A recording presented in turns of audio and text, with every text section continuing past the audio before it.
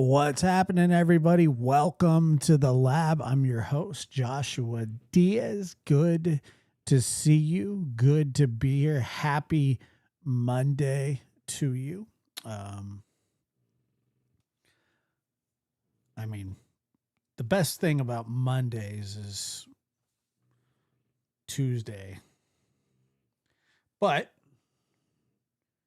they always say, well, Monday's the day that, you kick off the week. You start it right. Whatever. I don't believe that. It's like, anyway. Moon Day. Anyway, so welcome again. Let me say hi. Macho is snoring. He's killing me. Where are we at here? There you are. There I am. Here we are. All right. Hold on here.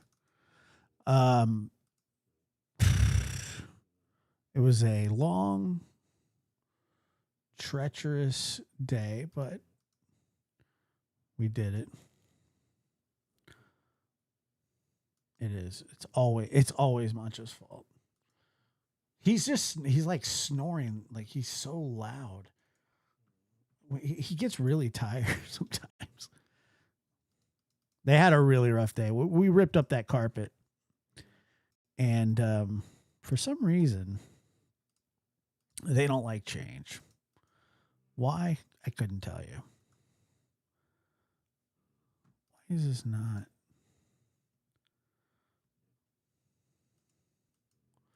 Lisa, good to see you. Why the hell is my chat?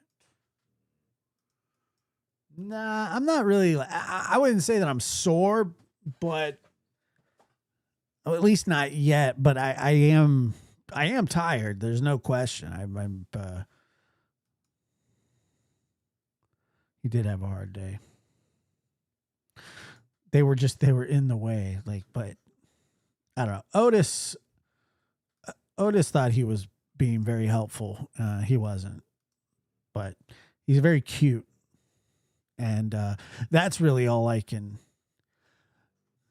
say for him. I was just reading before I came on the air about this Duggar family situation. And I was thinking like it was deja vu all over again. Like this guy had gotten in trouble again. It's his brother, another Duggar, pedo. Is that really what we're dealing with here? Holy crap. Wow. That kind of stuff just floors me, man. I don't get it. Not that I'm supposed to. It just a second Duggar Give me a second here. What's up, Jason? Jason's in the house. Okay, hold on here.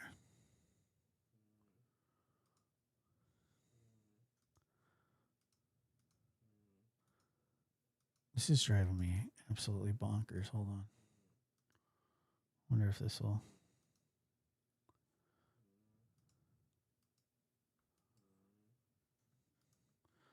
Oh my God, why can't I do this?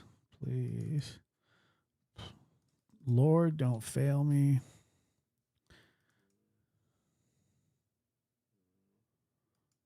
I never followed them either. Nor did I watch that stupid show. Oh my friggin' gosh. Here, hold on. Let me try this new link. I'm trying to put I'm trying to be able to highlight the chat, but for some reason it's being cantankerous. That's what my grandpa used to say. And I don't know why. We'll do it live.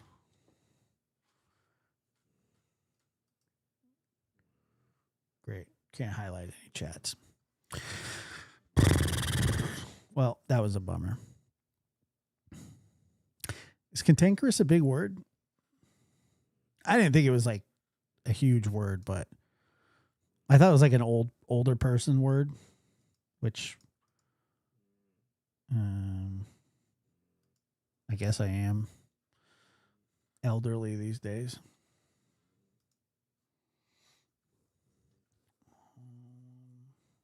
Sorry, I was trying to do this before, and I have no idea why it's not letting me.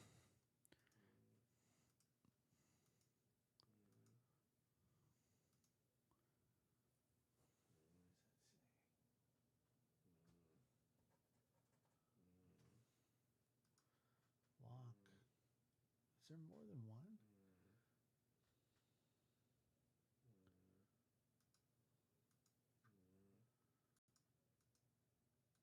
Kids and counting, yeah. What a terrible thing. Hold on one second. I was gonna play. Let me play a little bit of that. I was just shocked. I was like, I thought we had already went through this with this guy. And his wife, what, for county detention, child endangerment? What the hell is that about? You've been here before? No, that's right. This is bombshell news. Yet another member of the Duggar clan of 19 kids and counting fame is facing criminal charges. Kendra Duggar was arrested just days after her husband Joseph was taken into custody. So now we're going to break down both of the cases against him, including newly released jailhouse phone calls that provide a whole other level to these cases. Welcome to Sidebar, presented by Law and Crime. I'm Jesse Weber. Now, by the way, if you're following us here on Sidebar, you know that we always talk about and expose the dangers. All these perfect world of Joseph and Kendra Duggar, a couple whose life was chronicled on national television. So this is the biological brother? The fudge, man. Thanks to TLC's 19 Kids and Counting and its spinoff, Counting On.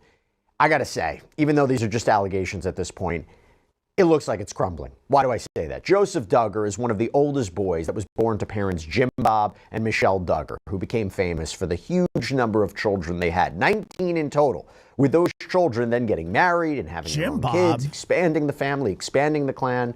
But over the last decade or so, since the show was canceled by TLC in 2015, a lot has come out about the family, their controversial beliefs about sex and dating, the sometimes questionable parenting style employed by Jim Bob and Michelle. They're devout independent Baptists who adhere to strict rules when it comes to dressing modestly, not allowing their children to date before marriage, homeschooling, their way to live. But the controversy wasn't just about, oh, this is a different way of living than maybe a lot of people are accustomed to. It's what happened next. It's when it entered into the criminal realm. You see, the success of the show, which, by the way, consistently saw viewership in the millions after its launch in 2008, it was darkened when it came to light that Josh Duggar, the oldest of the children, had molested several young girls, And is this guy still in jail? including his Probably not. own sisters. Josh was accused of touching the girls' breasts and genitals over their clothing, sometimes when they were asleep, sometimes when they were awake. It also came to light that Jim Bob and Michelle, they were accused of knowing about these allegations against Josh as early as 2002. This is according to reporting from Vox, but to be clear, didn't officially notify anyone in law enforcement. That was the allegation. And when rumors started swirling in 2015 about Josh's actions, police investigated, and they determined that the statute of limitations had expired, right? So the claims were too old. They were time barred. This is according to the Washington Post. Now, Josh ended up releasing a statement apologizing for his actions. But then you fast forward to 2021. And Josh was arrested on federal charges of receiving and possessing child sexual abuse material, also known as CSAM. He went to trial. He was convicted, and he was sentenced to 12 years and 7 months in prison. His earliest release date would be in 2032. So you can see why it was shocking. So I say all that to now bring you up to speed with what's happening now. You could say, my gosh, this is shocking, when a second Duggar brother was also arrested in connection with child sex crimes. March 18th, the Bay County Sheriff's Office out in Panama City, Florida, announced they were charging 31-year-old Joseph Duggar, the Duggar's seventh child, with lewd and lascivious behavior. Joseph and his family, so wife Kendra and their 4 children, they were living in Arkansas. But the sheriff's office said in a statement, quote, on March 18, 2026, Bay County investigators were contacted by a detective with the Tontatown Police Department regarding a report of past sexual abuse. The 14-year-old victim participated in a forensic interview where she disclosed several incidents involving Duggar that occurred during a family vacation in Panama City Beach when she was 9 years old. According to the investigation, the incidents took place in 2020 while the family was staying at a residence on Danny Drive. The victim reported Duggar repeatedly asked her to sit on his lap. As the vacation continued, he also asked her to sit next to him on a couch and covered them with a blanket. During this time, Duggar manipulated the victim's underwear and grazed her genitals. Duggar would also continue to rub his hands on her thighs. The victim stated Duggar eventually apologized for his actions, and the incident stopped after the apology. Investigators discovered the victim's father confronted Duggar about those incidents on March 17, 2026. Duggar admitted his actions to the victim's father and to Tontatown detectives. Duggar was arrested out of state and charged with lewd and lascivious behavior, molestation of a victim less than 12 years old, and lewd and lascivious behavior conducted by a person 18 years or older. Duggar is currently awaiting extradition to Bay County. Yeah, according to the affidavit, based on reporting from People, there was this information that was relayed to a detective from the Tontatown Police Department. There was a request that the detective and the victim's father call the defendant, and on that call, Joseph allegedly admitted his actions, saying he touched the victim over her clothing, and admitted his intentions were not pure. Now, you also have this video from Washington County. It kind of gives us a bird's eye view of Duggar getting booked and the angles of officers searching him and getting his information into the jail system. Take a look. His intentions weren't pure. Did anybody think that they were? His intentions were pure or weren't pure. Of course they weren't pure.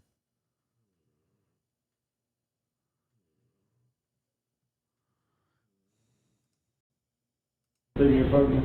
Not at all. In your pocket, what do you have? No, nothing at all. Oh, sorry, I thought you said if I had anything on me. You said not in my pockets. I mean, yeah, immediately you got somewhere else. All right. Any injuries? Well, I don't have anything to trace. You been here before? No, you get it. Not this side. I think I got my brother went to one of our for getting the police stuff training. Oh, yeah. Pepper spray house over here. Oh, really? Yeah. What's that name? Duggar. He was gone before. He just been training? Yes.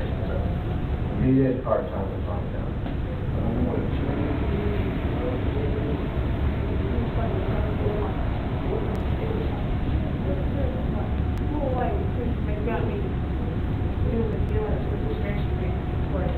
I never let you look into that for which is wonderful.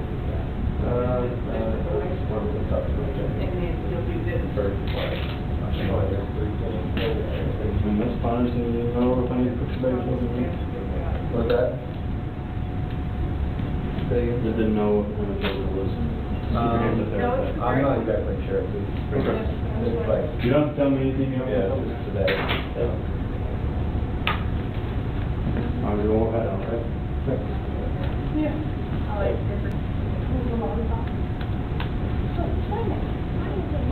You want to talk sometimes, we don't. I'm there. I'm on me. No. Keep it filled. Like, you can give me a lollipop with Bill.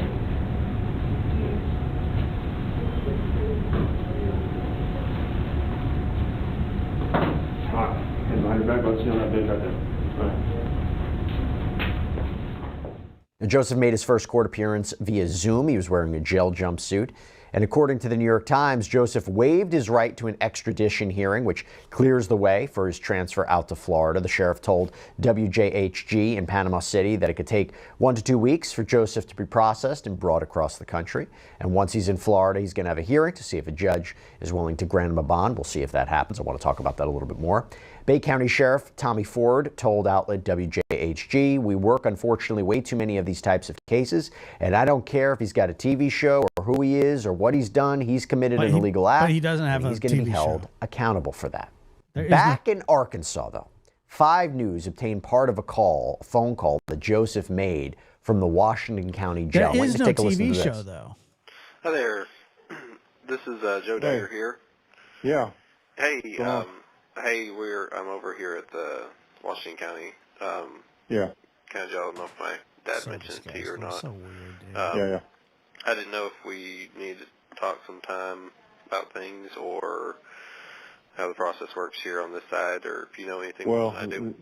Yeah, the only issue, you're there, you're in custody pending the issuance of a governor's warrant by the state of Florida. And you can be held for 30 days. Now you may be entitled to bond. Have they talked to you about? Now you're not status. Have they talked? Yeah, Have they talked to you about? Have they talked to you about bond? Nothing. No. Okay. They haven't said they're going to bring you before a judge anytime soon? No, nothing of that sort. Okay. Yeah, that's the only issue you've got now while you're in Washington County. You want to be out. And you get ties to the community, you get your family here. The judge should set a bond, in which case you'll be out pending Arkansas receipt of a governor's warrant from Florida. It's called extradition, which you may have heard of, but Okay. Yeah, he's heard of it. But yeah, that's the only issue you got here in Arkansas. So, Okay. All right. they should. You should appear before the judge for bond, but let me know if that happens. Okay. If not, we might be able to get you in front of a judge for that. Okay. You have 3 minutes remaining on this call. Yeah, I guess if that's it, I guess we'll just, thank you. Yeah, if that's it, then I guess we can, circle back if we hear anything. Yeah. I'm not too familiar with this process since it's, Okay. the first time. Well, if you, yeah, I understand. But if you bump into a deputy or something, say, ask if they're getting a bond hearing. Okay. I'll ask that. All right. Thank you. All right, Okay. buddy. Bye. Dude, I don't The know. investigation didn't stop there. Days later, new development. Authorities in Arkansas announced that Joseph's wife, 27-year-old Kendra, was also facing charges. Wow. The Taunton Police said it on Facebook. As a result of the continuing investigation, additional charges have been filed in this case against Joseph Duggar, age 31, and Kendra Duggar, age 27. Arrest warrants have been issued and served for the following misdemeanor offenses through district court: 4 counts of endangering the welfare of a minor, second degree; 4 counts of false imprisonment, second degree. This remains an active and ongoing investigation. Arkansas law strictly limits the information that may be released in cases involving minors and other sensitive circumstances to protect the integrity of the investigation and the privacy of those involved. No further details will be provided at this time. Now, Kendra was released Friday night on a bond of just under $1,500. That's according to the New York Times. It does become a question what we can expect from her case. I will tell you this. I want to tell you this. This is not an official confirmation. It's not like authorities have said this per se, but there is an alleged insider that apparently spoke to Us Weekly and claimed, again, this is from an alleged insider, that Joseph and Kendra's arrests are not related aside from this one allegedly triggering the other. So according to this insider, when Joseph was arrested, there was allegedly a welfare check that was triggered to make sure everything was okay at the home. And this insider told Us Weekly, quote, apparently they had 2 rooms where the lock of the doorknob was on the outside instead of the inside. They arrested her and took her kids for that, saying it's evidence that she wrongly detains her kids. It's unclear where Joseph and Kendra's 4 children are right now, whether they're in the state's custody, or with family members. We're not entirely sure. But Joseph's older brother, Josh, who we spoke about before, he talked about this situation from behind bars through his attorney, who told Us Weekly, quote, Josh Duggar does not know the details of the claims that have been made against his brother Joseph. Who cares what he thinks? Knows the media frenzy that any incident regarding his family creates. He feels for his brother because everything is amplified out of proportion by the media interest in his family. This makes the pain of the criminal justice process exponentially worse. Josh prays for his brother and he hopes that he can stay strong. He too has felt the crushing wave of accusation that is powered by the media spectacle to which his family is subjected. This was interesting too, that Josh's attorney also said that Josh and Joseph, they aren't in frequent contact with each other. Also, a quick update, by the way, on Josh's case. He has tried several times unsuccessfully to have his conviction overturned, claiming that the trial was unfair, that his constitutional rights were violated. This is according to KNWA in Arkansas. So he has now apparently hired Chicago attorney Bo B. Brindley, who apparently previously represented R. Kelly. And in his bid for reconsideration, Josh has cited a number of things: alleged misconduct by the prosecutors, misleading forensic testimony at trial, restrictions on presenting evidence of an alternative perpetrator. I don't want to hear more of these sick weirdos. All right, let's move on to. I mean, it's just like. I don't know. I don't even know. I thought that I thought that they were talking about the brother that had already been, that is in prison. I thought that it was like just more charges that were being added. That's what I thought. To his. I didn't know it was a whole new situation.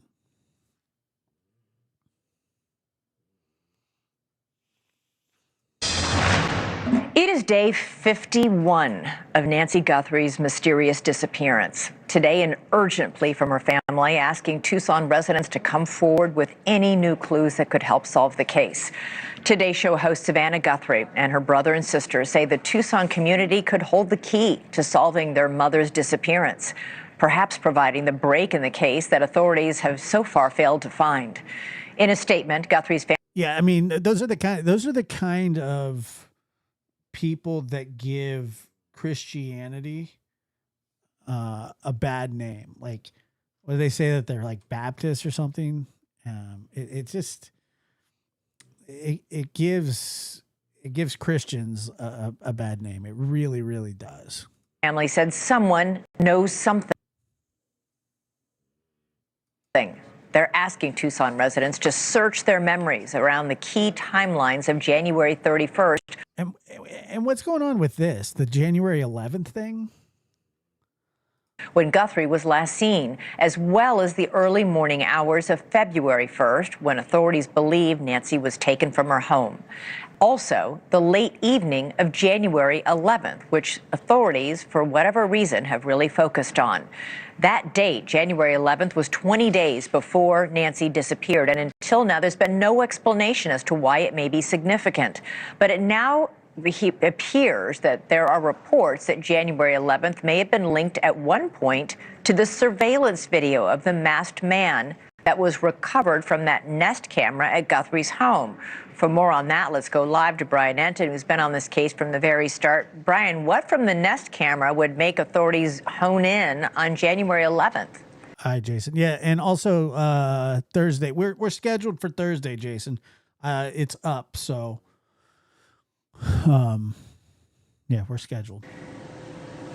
Yeah, this January 11th component of the Guthrie statement is very interesting to me, Elizabeth, because it is the first time that the family has acknowledged the significance of January 11th, which is exactly 3 weeks before Nancy Guthrie went missing. When I was out in the neighborhood, I heard it over and over again where the FBI was going to neighbors saying, do you have video from January 11th? Did you see anything strange the night of January 11th? And now to see the Guthries actually saying that they are interested in that day too is interesting. The sheriff is now saying, Elizabeth, that remember those two photos that came from the Google Nest camera on the front of Nancy Guthrie's door? The sheriff is saying that Google initially said that one of those photos was taken on January 11th, but then came back later and said, well, we can't be totally sure that it was actually that date. But regardless, it likely means that this person, and maybe there were a couple of them, were casing Nancy Guthrie's house. I mean, 3 weeks before, Elizabeth,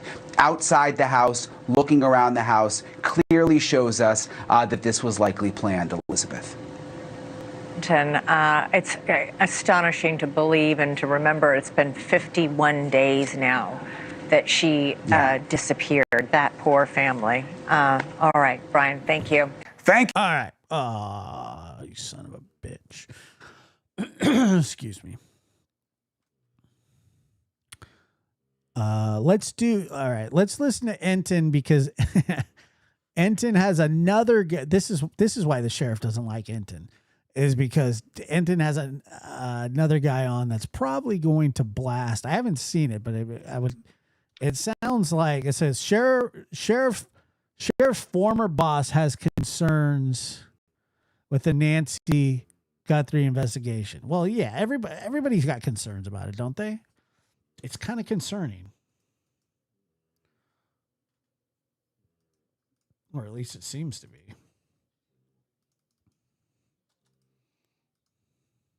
Let me see.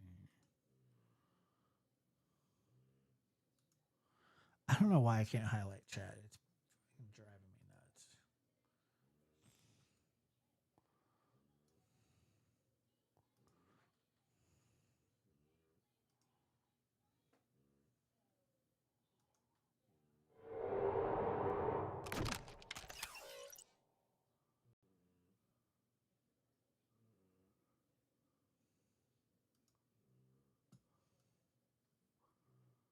Oh my God.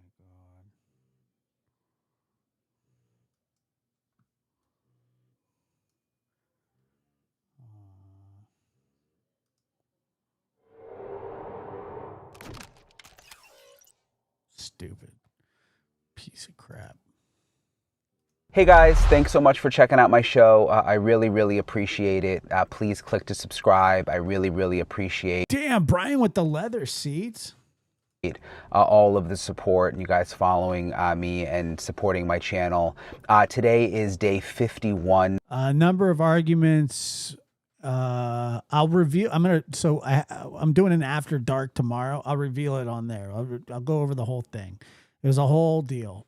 In the search for Nancy Guthrie. She vanished from her home right outside Tucson, Arizona. All right, JW, you can bounce. On February 1st. A really, really interesting episode today. This to me was later, bud. One of the more interesting ones that I've done lately. Eric Schultz 6865 donated $5 through Super Chat. Josh, I think after going through what must have been a long day, you need a laugh. Thanks for staying present. Appreciate it, man. Yeah, it was a long day. It 'Cause was you're it gonna was a good day though. It was a good day. We got a lot of stuff done, and I was happy with it. hear my full interview with Rick Castagar, who really knows the sheriff and knows Pima County unlike anyone else I've interviewed, I would say. And that is because Rick was the sheriff's boss for decades. The sheriff, Sheriff Nanos, Pima County Sheriff, was actually under Rick when he was in leadership at the sheriff's office for decades. Then Rick supported him in running for sheriff. Sheriff Nanos won, and then Rick was actually his chief deputy, his undersheriff. But things went south between them, and he's going to explain that in this episode. But he has a very interesting perspective, not only on Sheriff Nanos and what is happening behind the scenes, because he was, again, with the department for 40 years up until pretty recently, but also on what he thinks of the Nancy Guthrie case, what he thinks happened. He tells me his theory based on everything he knows on what he thinks happened. Why he thinks that there was never a major search for Nancy Guthrie, which I asked him extensively about because it's been something that's confused me. Yes, there was a search in the beginning. Remember, they brought the dogs out for 1 or 2 days, it seemed like, but we've never seen really a major search for Nancy in the desert out there. And he explains why he thinks that's the case. And we basically just go through everything that's happened, and his take on it, again, is really fascinating because of his perspective. 40 years with the Pima County Sheriff's Office, most of that time spent being Sheriff Nanos's boss. I think you guys will be interested in everything he has to say. That's coming up in a second. Thank you for gifting a lab membership. I appreciate that. What I also wanted to let you know about is, remember, there's this recall where they are trying to recall the sheriff, essentially throw him out of office. The Pima County Board of Supervisors, I was just going over their agenda. They have a meeting tomorrow. So today is Monday, tomorrow is Tuesday, where in their executive session, it says that they will be having a discussion regarding recently reported issues concerning Sheriff Nanos' work history and apparent related false statements and related personnel management, internal affairs investigations, or other issues in the department. Sorry, I forgot my glasses and this text is really small. So they're going to talk about Sheriff Nanos in executive session tomorrow. So I'll follow up on that tomorrow. It's kind of interesting because he's an elected official. I mean, the sheriff is elected. It's a powerful role anywhere, especially in Arizona. So it's not like the Board of Supervisors can just throw him out. But it's my understanding they do control the budget. So it's interesting that's going to be on their agenda tomorrow. But I want to get to this conversation that I had with Rick Castagar again. He was the chief deputy of the Pima. I'm so annoyed by not being able to highlight chat. I mean, this is dog crap. What? I mean...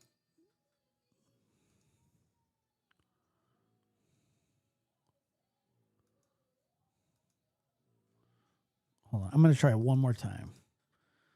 I doubt it'll work because I've already done it 100 times. But if you don't...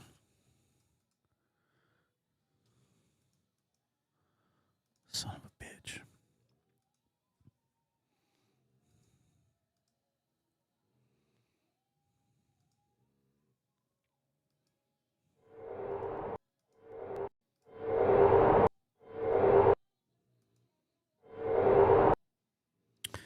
Kevin donated $53. No. Kevin did not. Okay.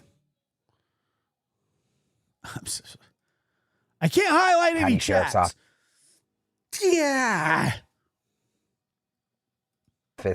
About all of the latest developments involving the Nancy Guthrie case. Rick, it's nice to see you again. Thank you for joining me. Last time I saw you, I was riding around in your car. Josh, did you really get in trouble for eating paste twice in the first grade? Yes. Sort of getting the lay of the land of Tucson. And then you were out of town for quite some time, and I'm interested to catch up with you and get your perspective on some of the things that have been happening for the last month or so.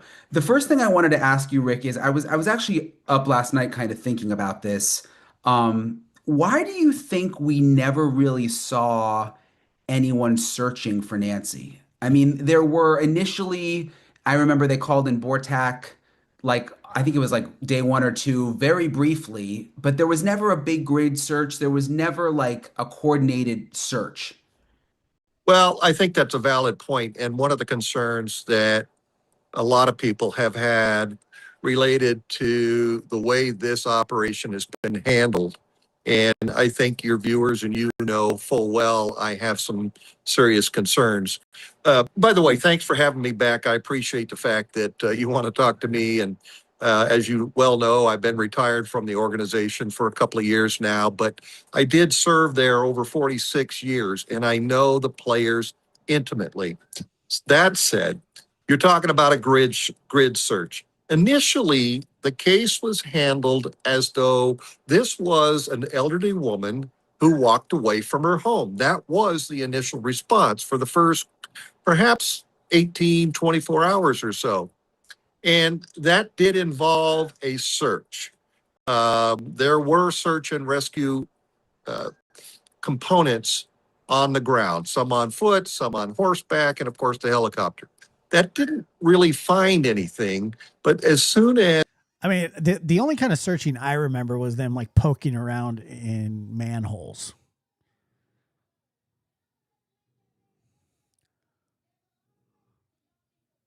Manholes. Unisex holes. Equal opportunity holes. I don't know. I don't know what they're called anymore. Josh, they're not just for men.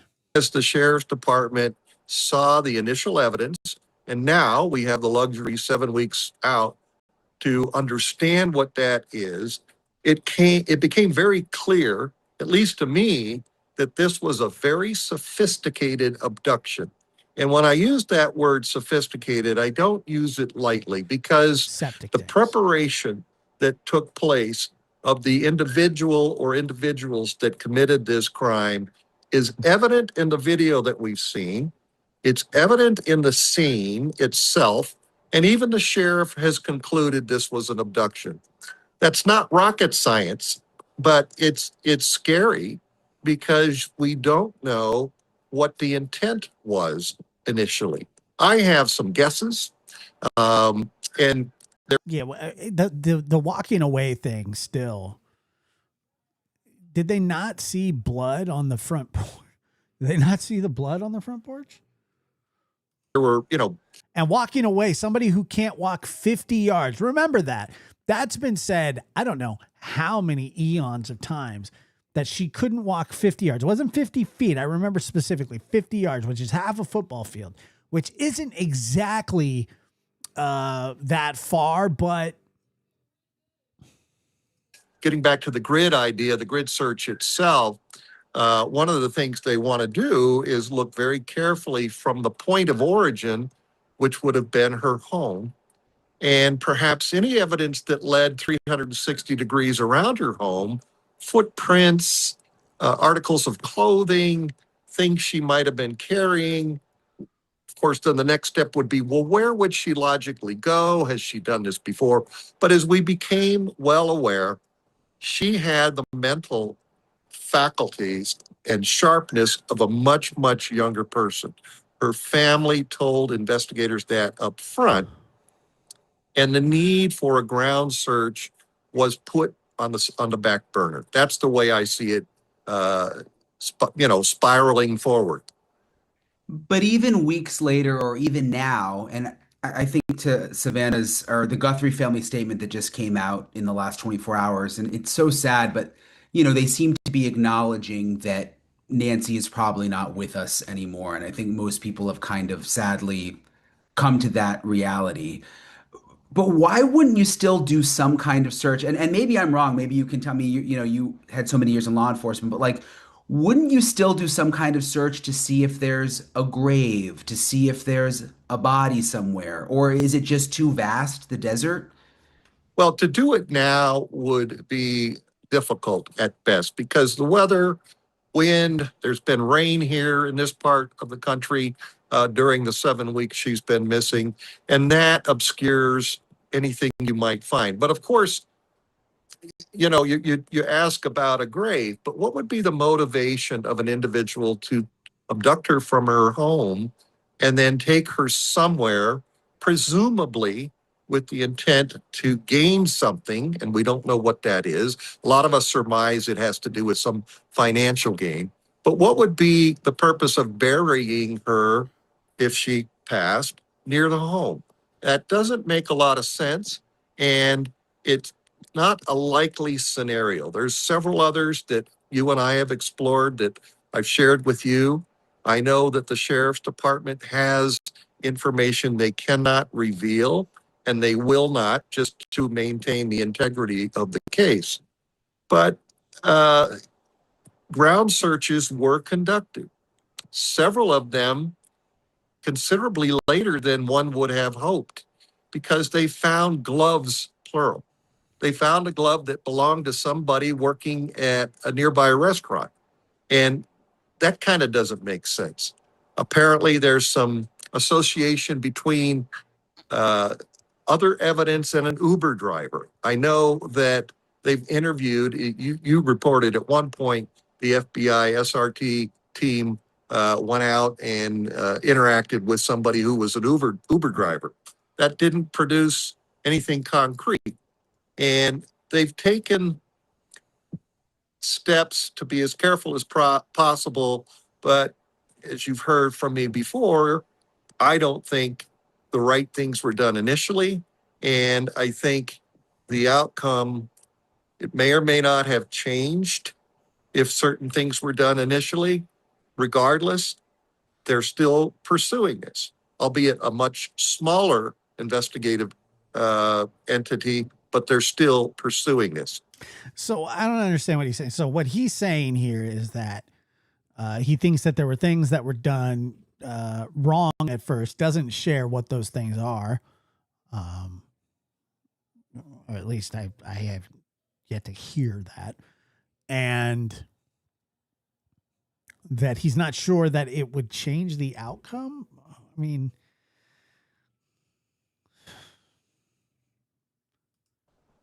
you mentioned things that they're holding back, law enforcement. I know you don't work there anymore, but you did work there for more than 40 years, which is amazing, by the way.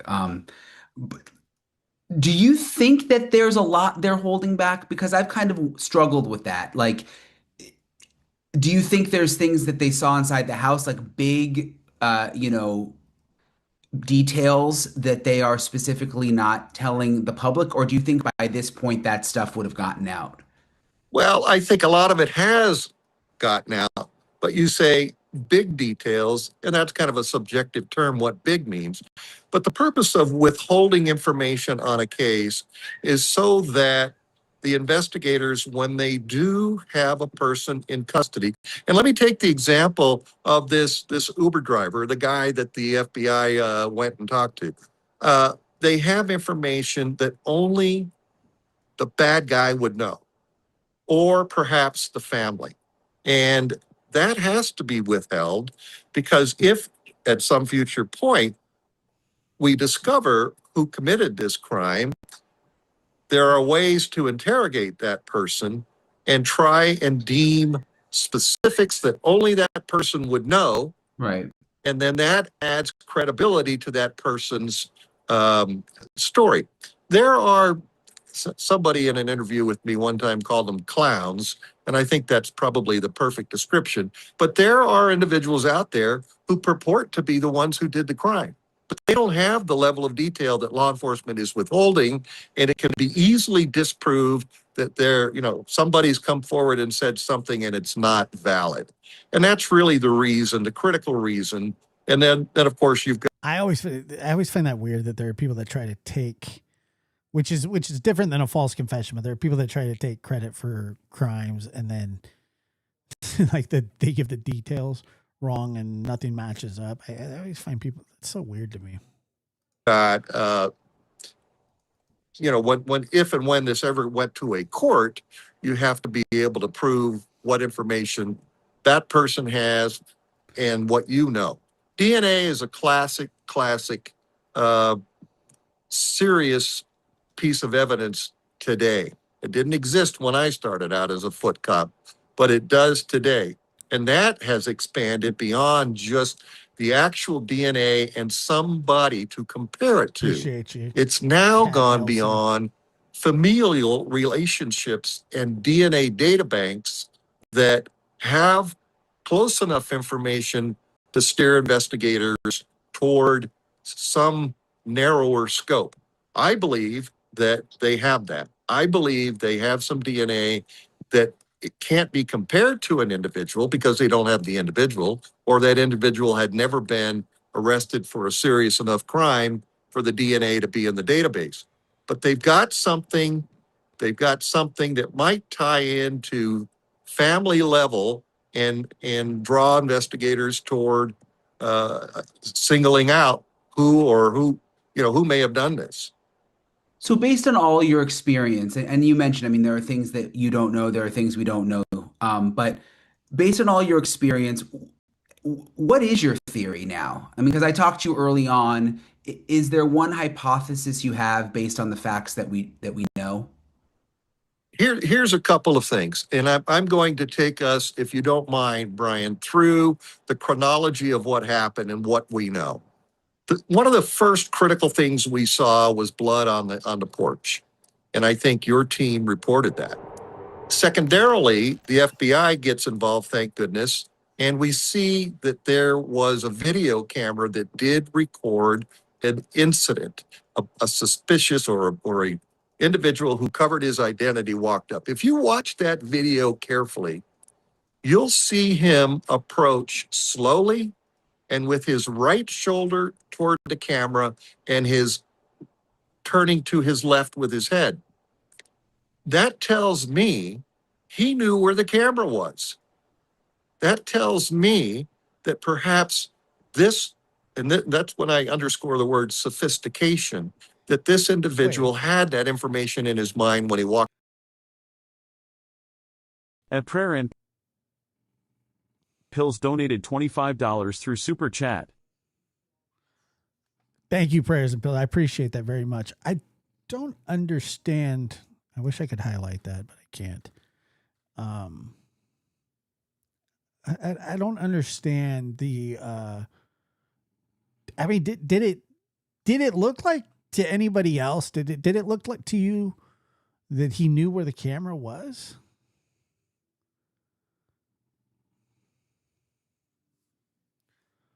I don't know. Up to that front porch. He slumps forward, kind of buries his head into his left shoulder, walks towards the camera, slowly puts a glove up, turns around, picks up some brush, apparently. It didn't feel like it to me, but you know, that's just me.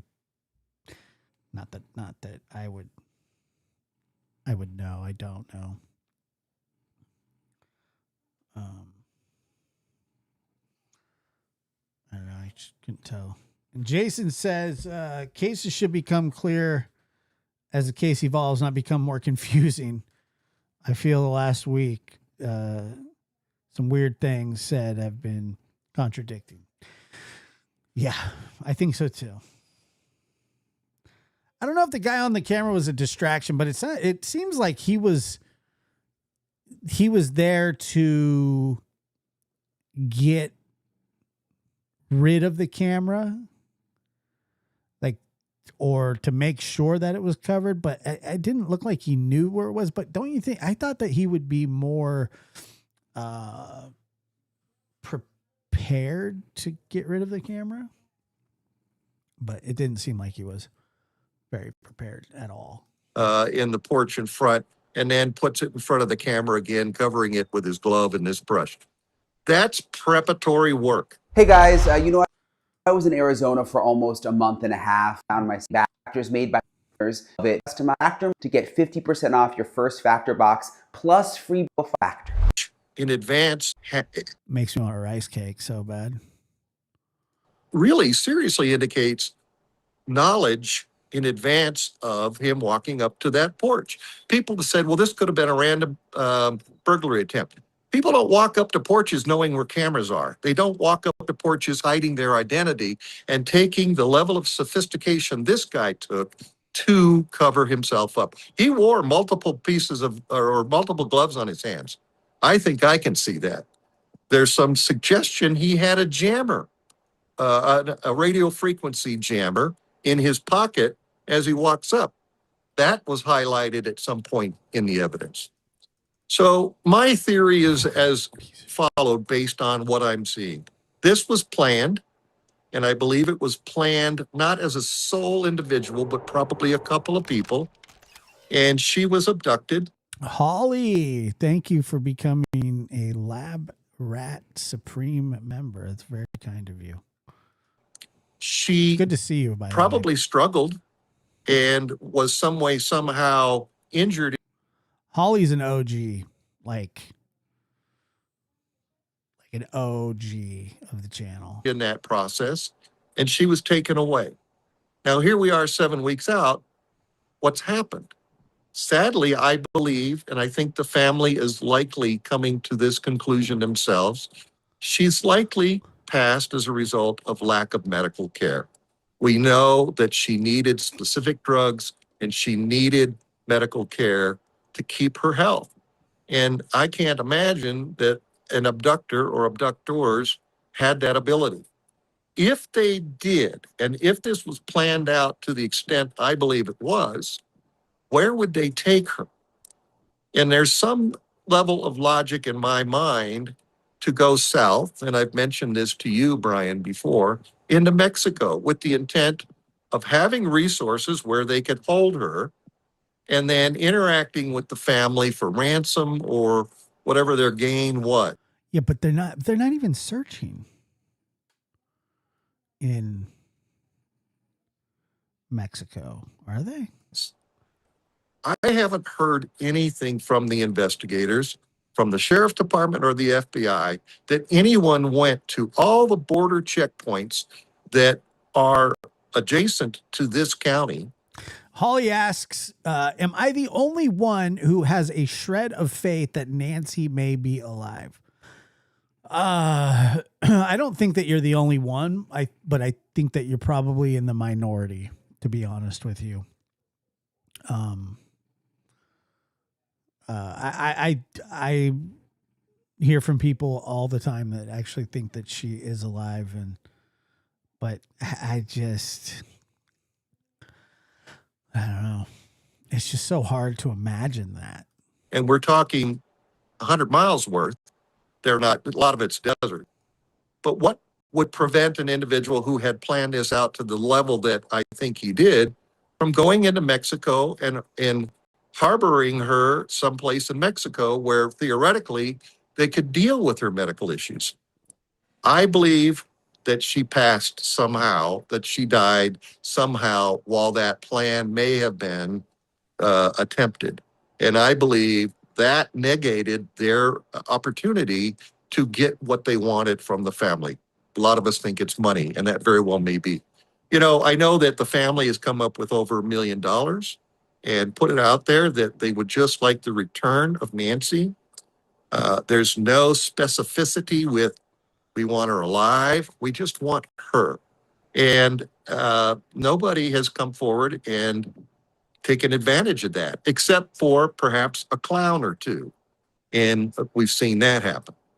So my theory is that she's passed. My theory is that they have nothing, they being the perpetrators, really have nothing with which to bargain any further. And what they may have done with her, I don't know.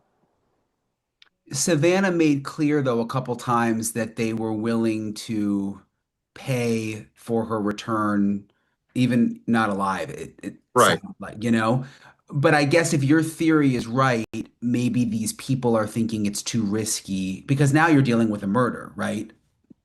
Well, yes, certainly, you know, there's a felony murder rule in the state of Arizona. And even if she died for medical reasons, you caused the circumstances, and it's very likely that it would be adjudicated as a murder.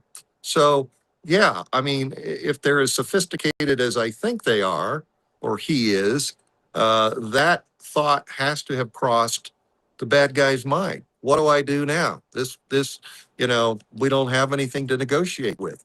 And apparently that's, it seems to me, At the Error logical. 6865 donated $5 through Super Chat.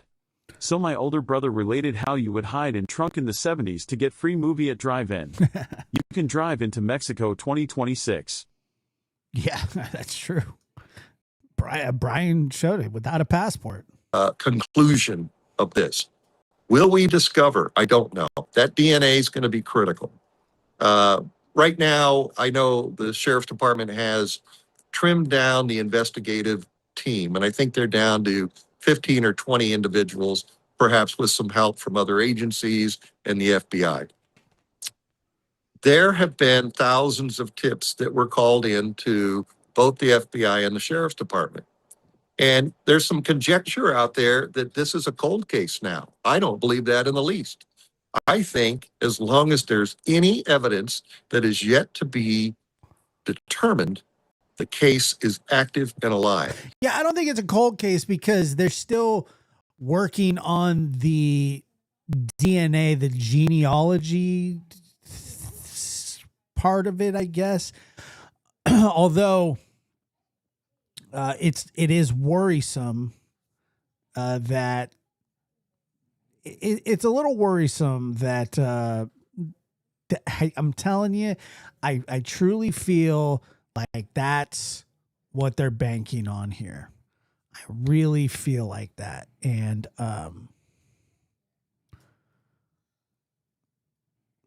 hopefully it works out. I mean, but if it doesn't, I think it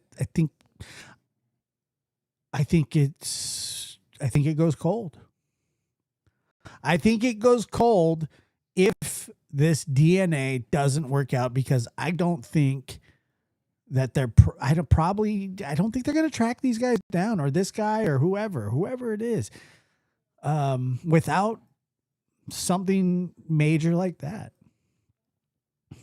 If they've got thousands and thousands of leads, they have to prioritize those, of course, and then they have to vet each one, and that takes time. You never know when you're going to discover somebody's tip that may appear benign initially, but in fact had some information in it that leads you in the direction that you need to go. And as long as that exists, this is not a cold case, it's an active case.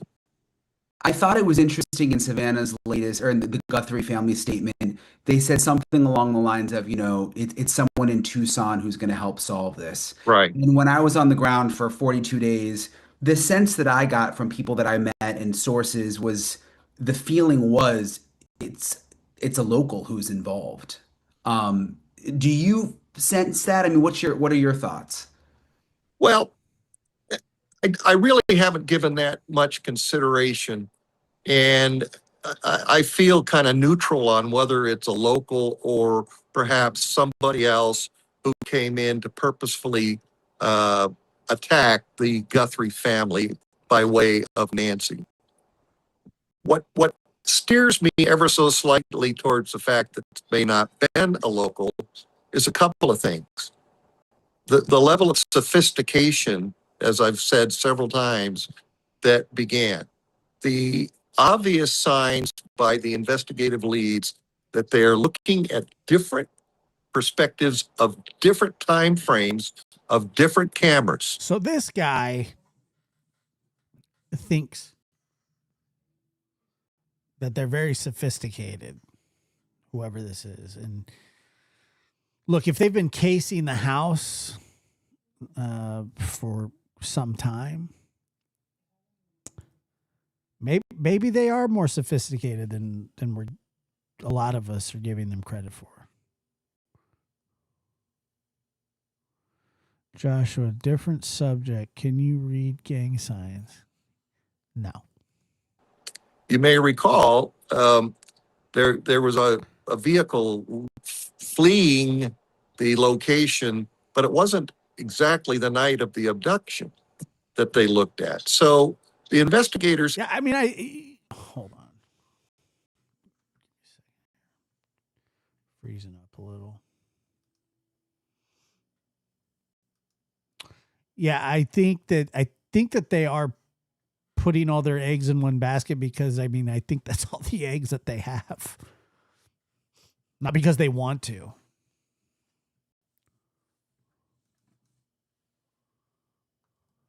Why does it keep doing that to me?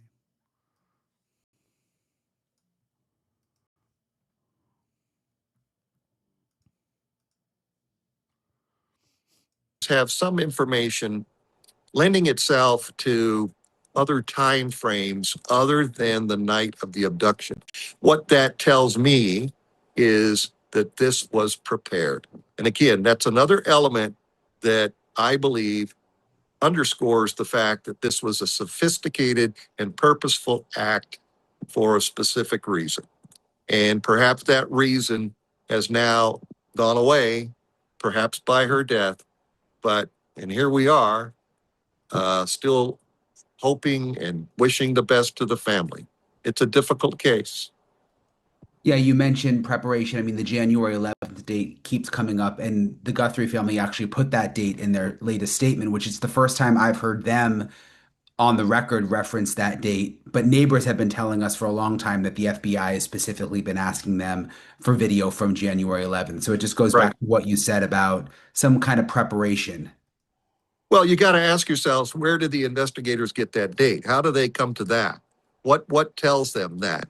And you know, they may have a small snippet of a video camera that saw something on January 11th, and that is what 2-3 weeks prior to the incident, and they're looking for other corroborating samples of videos from that particular date. So, you know, that's telling. You can deduce what the investigators are doing by watching what they tell you and what they're asking the public for.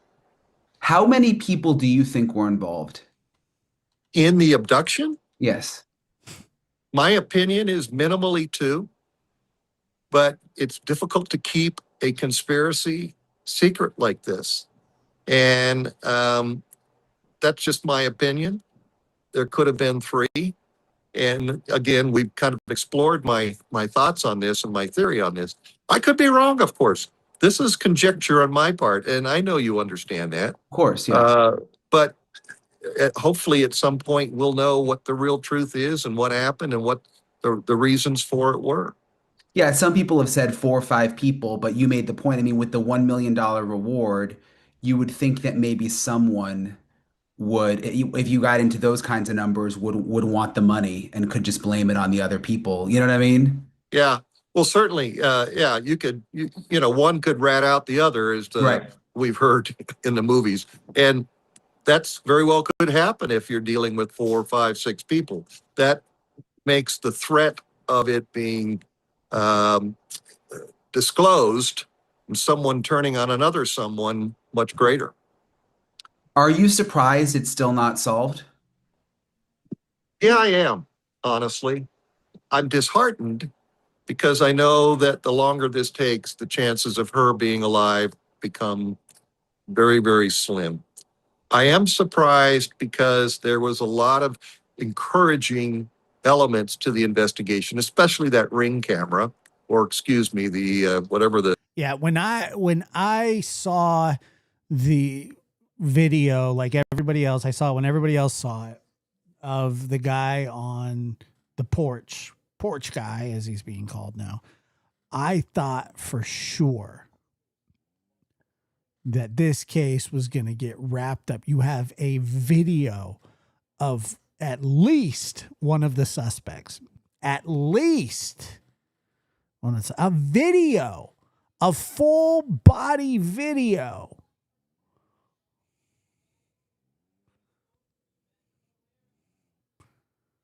And,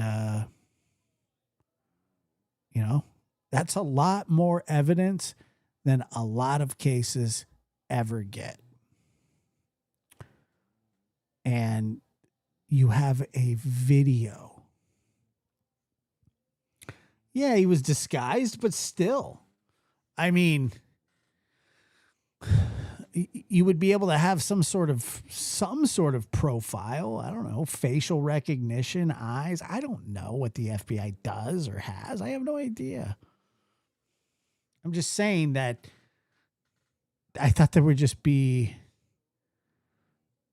something more. I don't know. Other one is Yeah, they've had way less. the camera The Google footage. Nest, yeah. Yeah. And that seemed to be a very strong turning point in the investigation. There were parts of that video that I'm sure the investigators have dissected. For example, the neck area, the mouth area, the hair, the mustache, eyes, eye color. Like they're I get that, he had a balaclava or whatever that's called on his face. I understand. But did you know that they're using this sort of technology in places like Madison Square Garden, where if you get banned from the arena, that you get put into a database, and if you try to re-enter, the cameras pick you up and alert that this person is no longer or is not supposed to be here because they've been banned. Like they from a camera from like over there.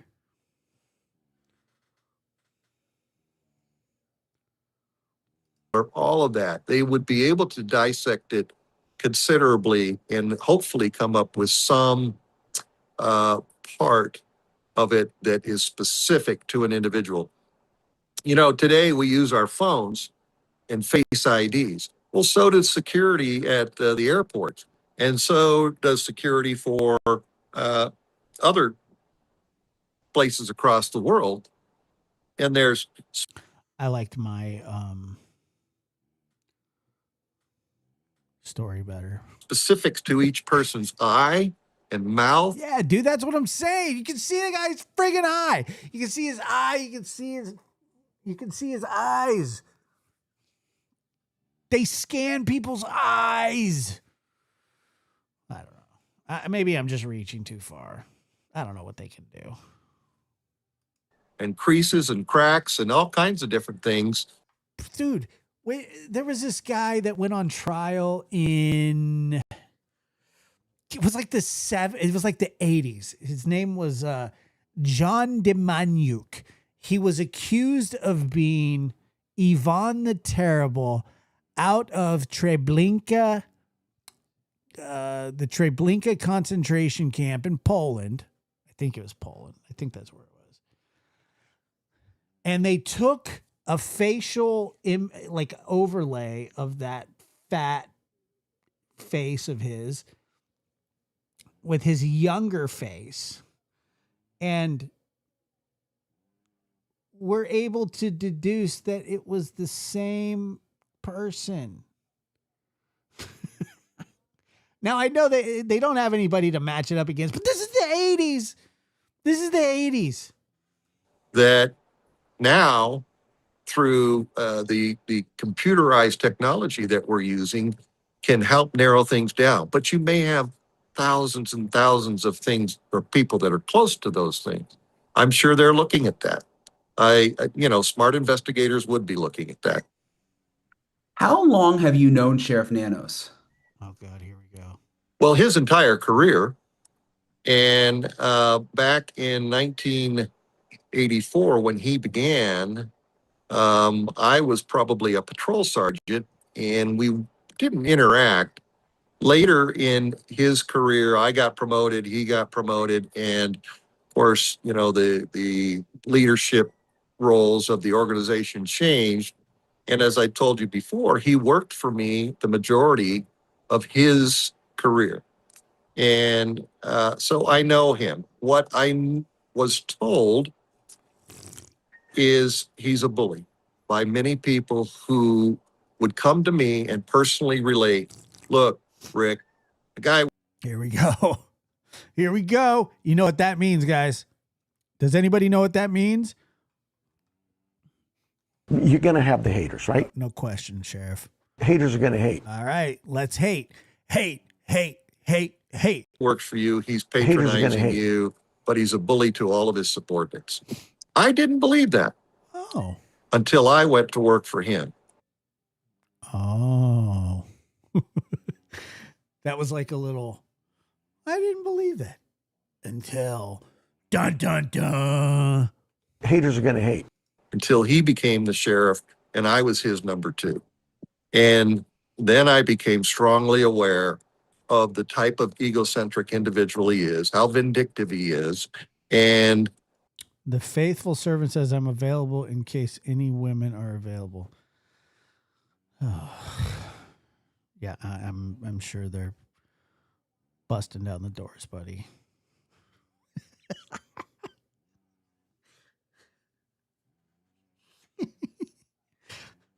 You better brace yourself for all the incoming messages.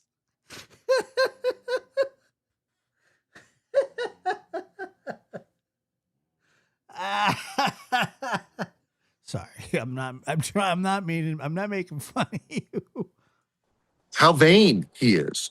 And actually, Tampa, Florida, he's a tampon. His vanity is one of the first things that became so evident to this nation and the world as he's out there, talking to anybody and everybody that he could, instead of coordinating with the FBI and perhaps ensuring that the proper collaboration of investigators in this valley got together and started to rethink the evidence that they had. One person's idea, and I'll use myself as an example. You've asked me what my theory is, and that's mine. But all right, the faithful servant. I mean, this isn't an AOL chat room. Just calm your ass down. If I were to sit down with another learned individual in investigative work and walk through all the elements of the evidence. Bundy Data says, y'all speculate we don't know squat. Yeah, we're speculating. Is there a problem with that? Are you you're speculating that we're speculating. So what do you say to that? He and I, or she and I, could bounce off of each other ideas and concepts. One mind is much, much stronger, greater, and two is much greater than one, three, and so forth. And what I'm troubled by this investigation is that the sheriff took this to we're in charge, we're it, we don't need anybody's help, so be it. That's sad, because there are other points of view and other levels of talent that could have been brought into this earlier. Would that make a difference to where we're at today? Perhaps not. But it's still not the right way to conduct a police investigation of this nature. Yeah, and I just want to understand better, because Haters you are have gonna such a hate. unique perspective on the Haters are going to hate. You're going to have the haters, right? sheriff just because of your history. You know, we've talked to other people who worked for him a little bit or knew him a little bit. I mean, you have a long history with the sheriff. So I do. So, I mean, you worked with him for 40 years? Yeah. And you were his boss for how long? Probably 37 of that 40. So you were his boss for 37 years, and then he ran for sheriff.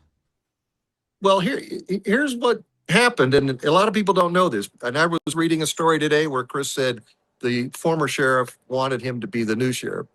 I'm the one who went to the former sheriff and said, this is your guy. So this is your fault. Haters are going to hate. Not that I'm trying to take credit for it. As a matter of fact, I regret doing that. Yeah. I regret it because it has made the organization that I came from, that I grew up in, that I was so proud of, much less capable. So you liked him, though, obviously. I did. Yeah. I did. And as I told you, some weeks ago. This is the guy, I remember this interview with this guy where he was driving Brian around. I thought he was going to take Brian to the woods and, I don't know, leave him there. At the time that the former sheriff asked me to run, my dad had Alzheimer's, my mom had COPD, or she was actually in hospice care. So I was kind of raising my parents, as many of us of my age do, and I couldn't do it. It's true. So Chris was and I remember the former sheriff saying this, I don't care for him. That's exactly his words. I don't want him to take over the organization that former sheriff developed. And Chris will tell you to his face and probably call me a liar, but he wasn't the first choice. And it's egocentric for me to say it, but it's the truth. I was. And I couldn't, and I regret the fact that I supported him because there are other people within the organization that could have, and I believe would be more fair-handed in the way they deal with others in their own team. So you supported him, he won, and then you went from being his boss to becoming his number two. Yeah, what happened is when he won the election, he and I had lunch, and I helped him during his campaign, both financially and physically during his campaign. And we went to lunch, and he says, "Look, I won. The election's over with. I'd like you to come and be my chief deputy." That's what it's called here. I was flattered, and I agreed to do that. I I don't know if I told you this, and I don't know if I can say this four-letter word I'm about to say on this podcast for you, but day one, when we're all sitting around the table, when Chris Nanos is the sheriff, It worked. he said, "I am going to micromanage the shit out of you guys." That was the exact quote. And I was stunned that he laid a foundation that he wouldn't God. allow anybody else to control things. Now we're years later, and that's the way he runs things. He second guesses everyone. He doesn't give them any autonomy. He won't take other opinions. He wants to do it his way. And we saw that happen in this particular case with the FBI.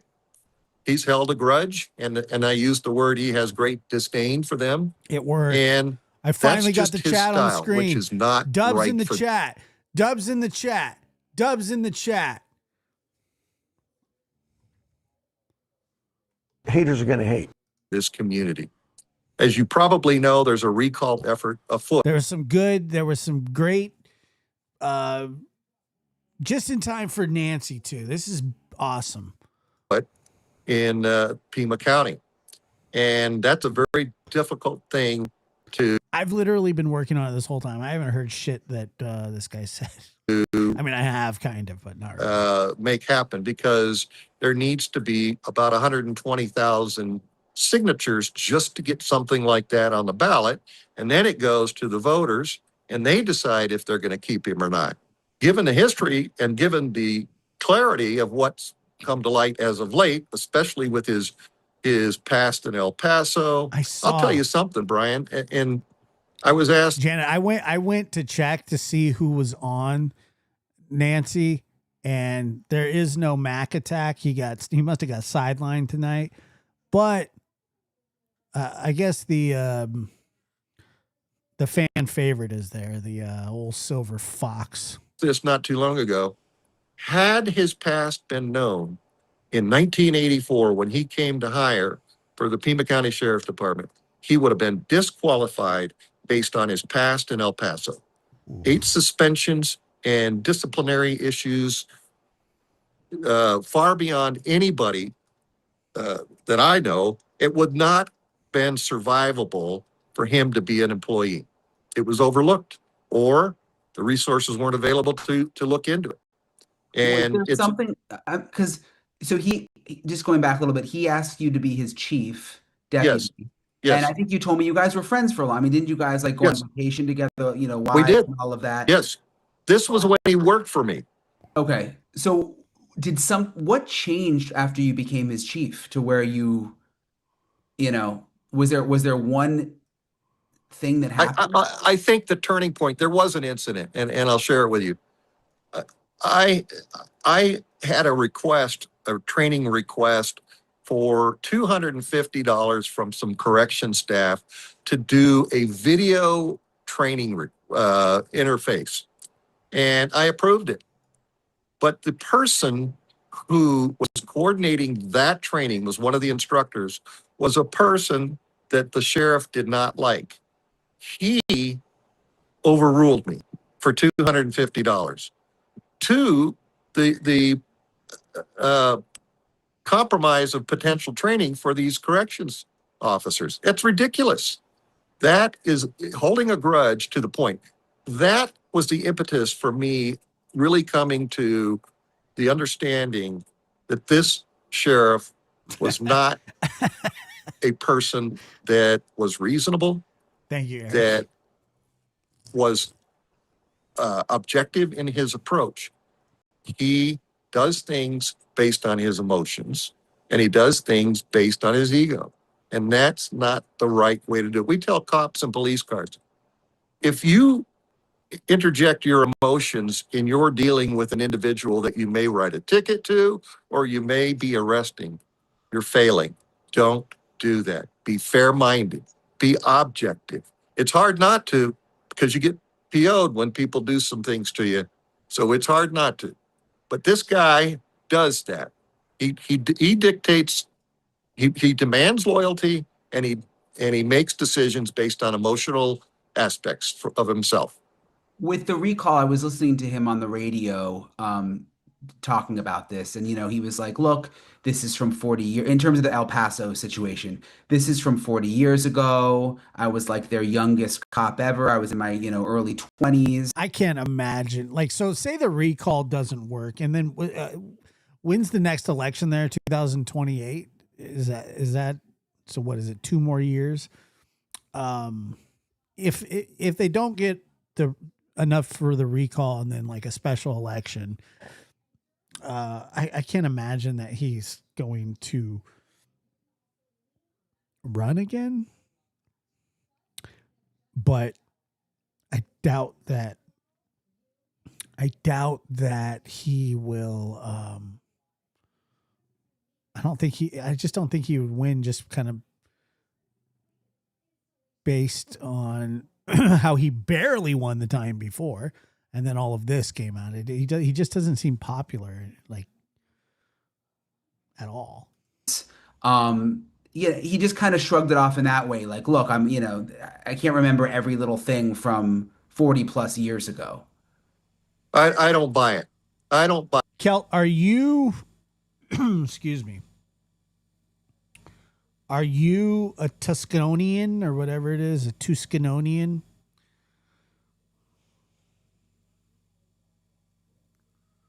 Yeah, I understand. So there are 200. How many people live in Tucson?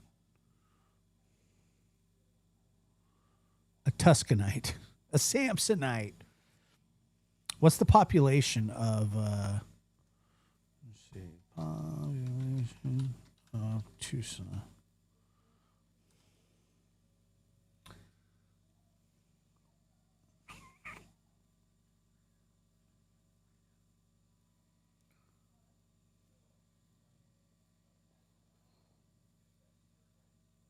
So there has to be 540,000. So you need about 1/5 of the people to you need 1/5. I'm confused about the county though. So the whole Pima County says it's got 1.4 million, like in the county itself. For 2 reasons. One, there's a 2-year difference, and he claims it was administrative error. There wasn't an administrative error on when he left El Paso to the day he was hired to the Pima County Sheriff's Department. There's a 2-year gap there. That doesn't make any sense whatsoever. He didn't want anybody to know what his history was. It's the whole county. So it's the whole county, but yeah, not everybody's old enough to vote. 125,000 or 122,000. I mean, it's a daunting task. But then not when you get those signatures, they have to be verified, which is a process in and of itself. El Paso was. I think in his own heart. And I can guarantee you there's a lot of people that just don't care. I mean, it's just. His own mind, he knows all too well he would not have been hired had that come out. But in the mid-1980s, early 1980s, there wasn't sharing of files of that nature. You've seen the files. Yeah. They're handwritten or typed. And there isn't electronic databases now that are shared amongst law enforcement agencies. There's not collaborations by states to share police officers and what their work history or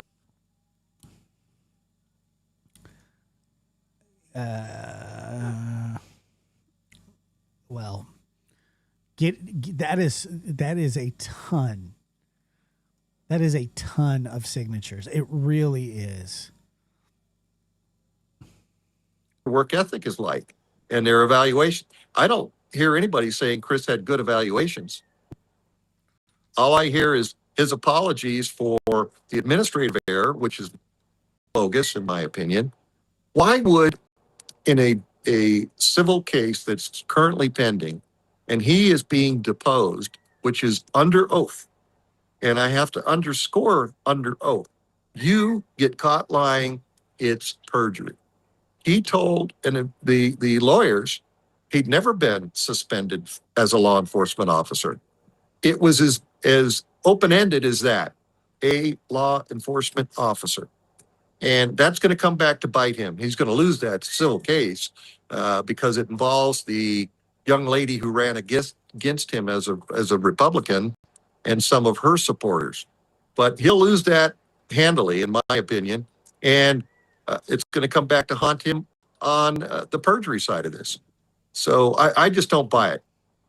With the recall, do you think there's any chance, and just, the pressure on him now, that he would retire? You see me smiling because I know his ego won't let him. He's not going to retire. And that's sad. When people get pushed against a wall, most people are introspective enough to start looking at how they act and what they do and why they do what they do. Chris Nanos doesn't do that. He's not a very introspective individual. And he, again. Okay, so that Texas ER nurse, that's good information. So you have over 600,000 registered voters. You need 120,000 of those registered voters to sign a petition for a special election. That is a daunting task. It doesn't seem like it's that big of a ask, but it is. Because you're gonna have to you're gonna have to knock on doors, and because initially there will be a surge. Like I don't know. I don't know how many they have. I don't know. I don't know how many they have. And I think his vanity and his ego dictate. Oh, is that right? So they have 3 months to get it done. Wow. Good luck. How he's going to proceed. Recently, we haven't seen much of him on television. No, well, the thing is, so is it? I don't know. Is it an online petition? Do they go door to door? Either way, it's going to be a pain in the ass. I mean, just to log on and do it is going to be.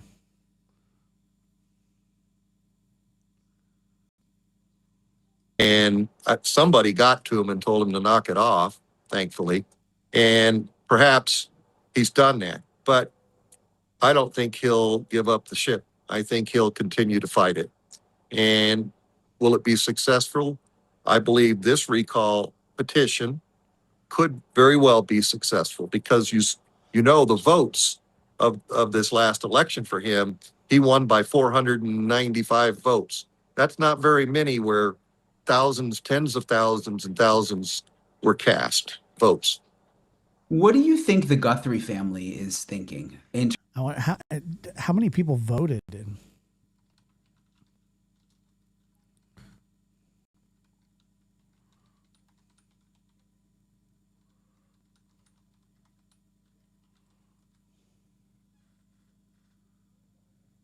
I wonder how many people actually voted.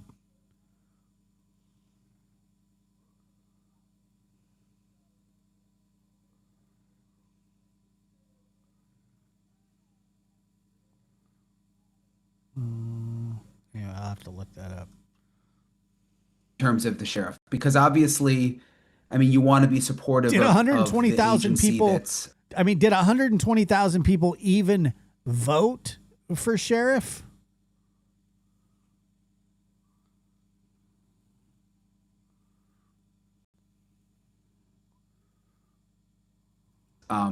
trying to solve your family's case, and they haven't said anything publicly bad about him, but I would have to imagine there's got to be some frustrations.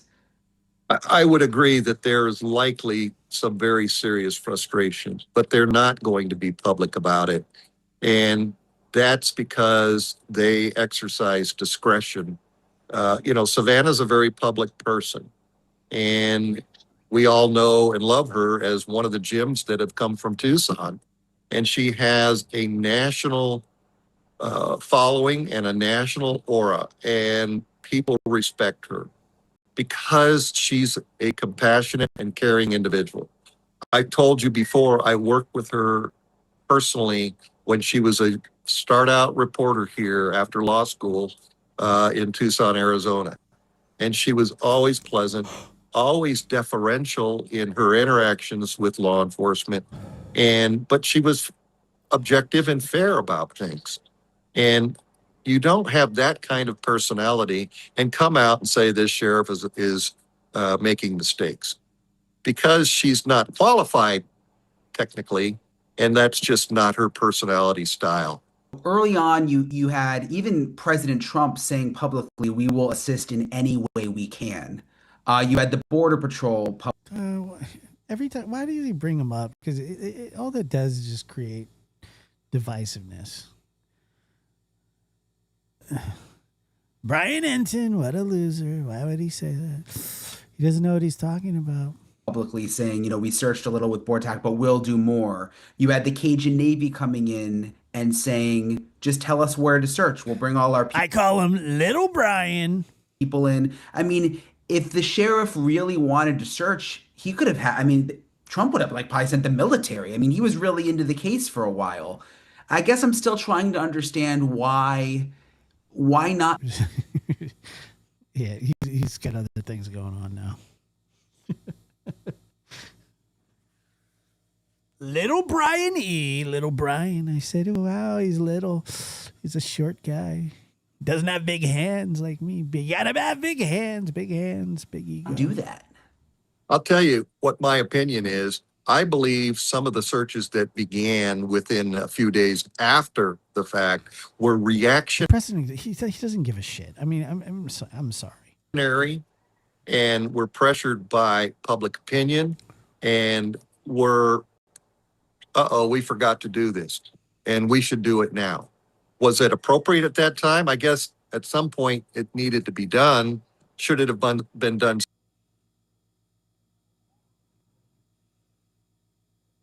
sooner? Absolutely. What I'm trying to suggest to you, Brian, is that Chris is not interested in other perspectives or other opinions or somebody trying to help him, especially when it comes to investigations. He considers himself, he'll never say this, but he considers himself to be the premier quintessential police investigator. And he doesn't want anybody else's. Okay, I got it. This guy hates him. You're the reason he got elected. So about 490,000 people voted for sheriff. So there's a chance that they could get that many signatures. It's going to be a Herculean effort, but it is possible. No, he can do it himself. He was a boxer, and he was a good one.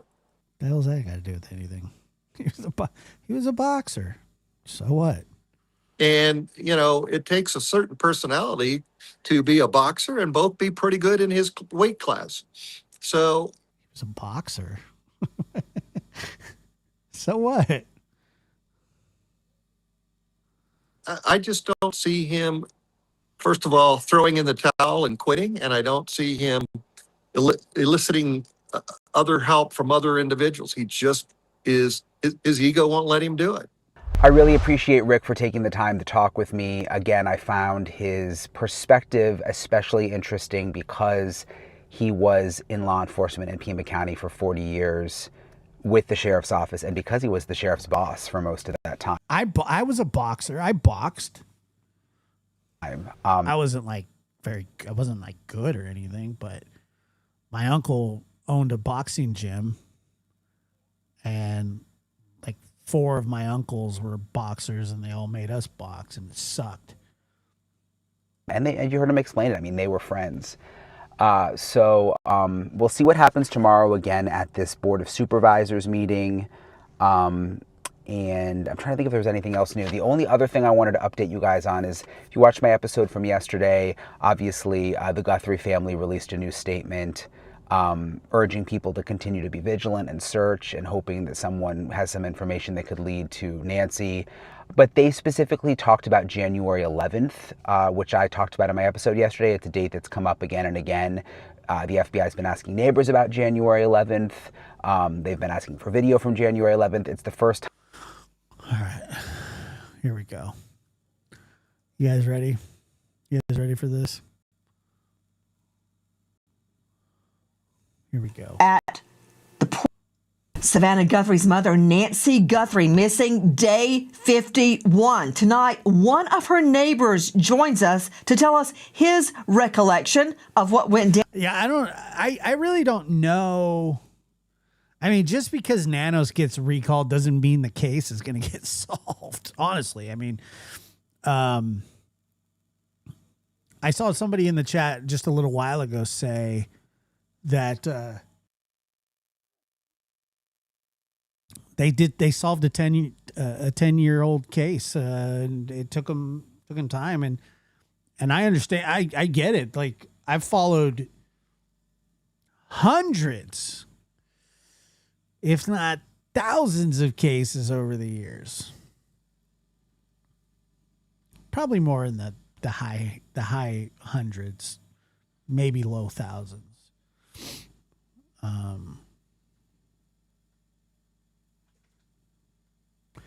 And a lot of them take a long time, a very long time. Sometimes it sucks.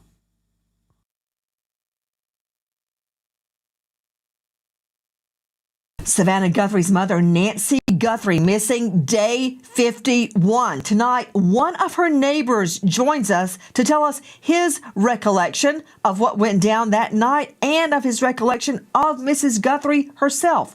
Also tonight, mysterious ridges seen in the front of Nancy Guthrie's yard. What, if anything, do they mean, and were they preserved? This is a careful look at the porch guy video. Does it reveal headlights over his shoulder?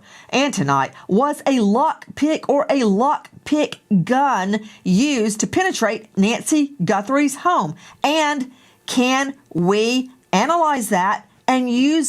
I'm going to put the chat over her. That's better. I feel more comfortable. It as evidence. Good evening. I'm Nancy Grace. This is Crime Stories. I want to thank you for being with us.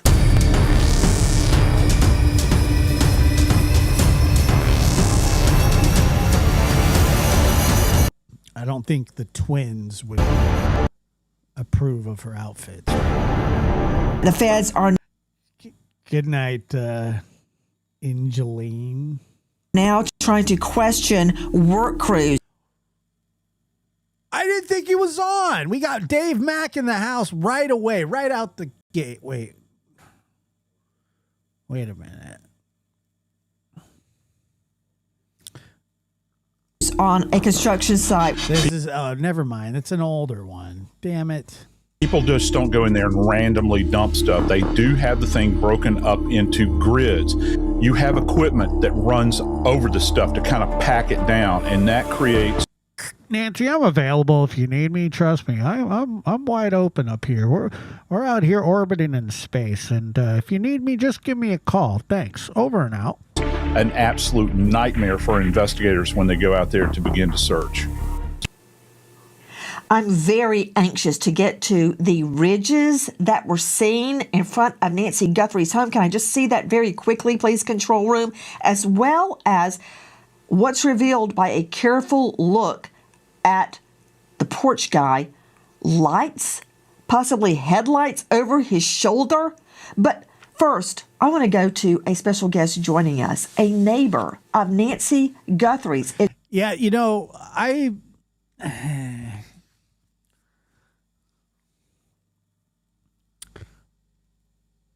have another. I was thinking about this today, how much more of this I have in me. And I don't know, maybe another 2 weeks if this just goes, silent. I don't know, to be honest with you. Right now I'm still invested and hopeful that something's going to break. It's Jeff Lemay, who woke up that night in the early morning hours, and he very often passes Mrs. Guthrie on their neighborhood strolls. Mr. Lemay, thank you for being with us. For sure. Glad to be here. No, I'm not heading to Tucson. You know what? I'm so glad you said that, because in my world... Yeah, well, there are other cases. Absolutely. World of investigating and prosecuting nothing but violent felonies for so many years, you wouldn't believe it, Mr. Lemay, of how many people, quote, don't want to get involved. They don't come forward. They don't say anything. And they feel okay with that.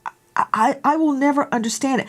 First, I'm sure the FBI has quizzed you extensively, but I just want to hear at the beginning of your encounters with Mrs. Guthrie when you would both be out strolling the neighborhood. We would see her when we were walking our dogs. She had a dog at one time also, and greet her. She was just a person who lived here, a pleasant, wonderful neighbor. And we're so saddened, of course. Saddened isn't even the word. Heartbroken about what's happened. I guess you're also fed up with the ghouls showing up in your neighborhood in hot pants and stripper shoes to take photos in front of Mrs. Guthrie's home. It's sick. But before I go off on a tangent that gets me nowhere and proves nothing, that night, Jeff Lemay, that night, what happened? Well, preceding the event, there were some evenings where our dogs woke up, which was highly unusual.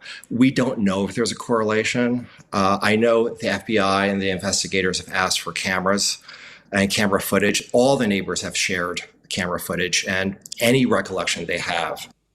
But the next day, we were surprised when there were helicopters. Wait. They have. But the suspect, male, 5'9" to 5'10", average build, wearing 25-liter Ozark Trail hiker backpack. I mean, he's right there. It's so frustrating.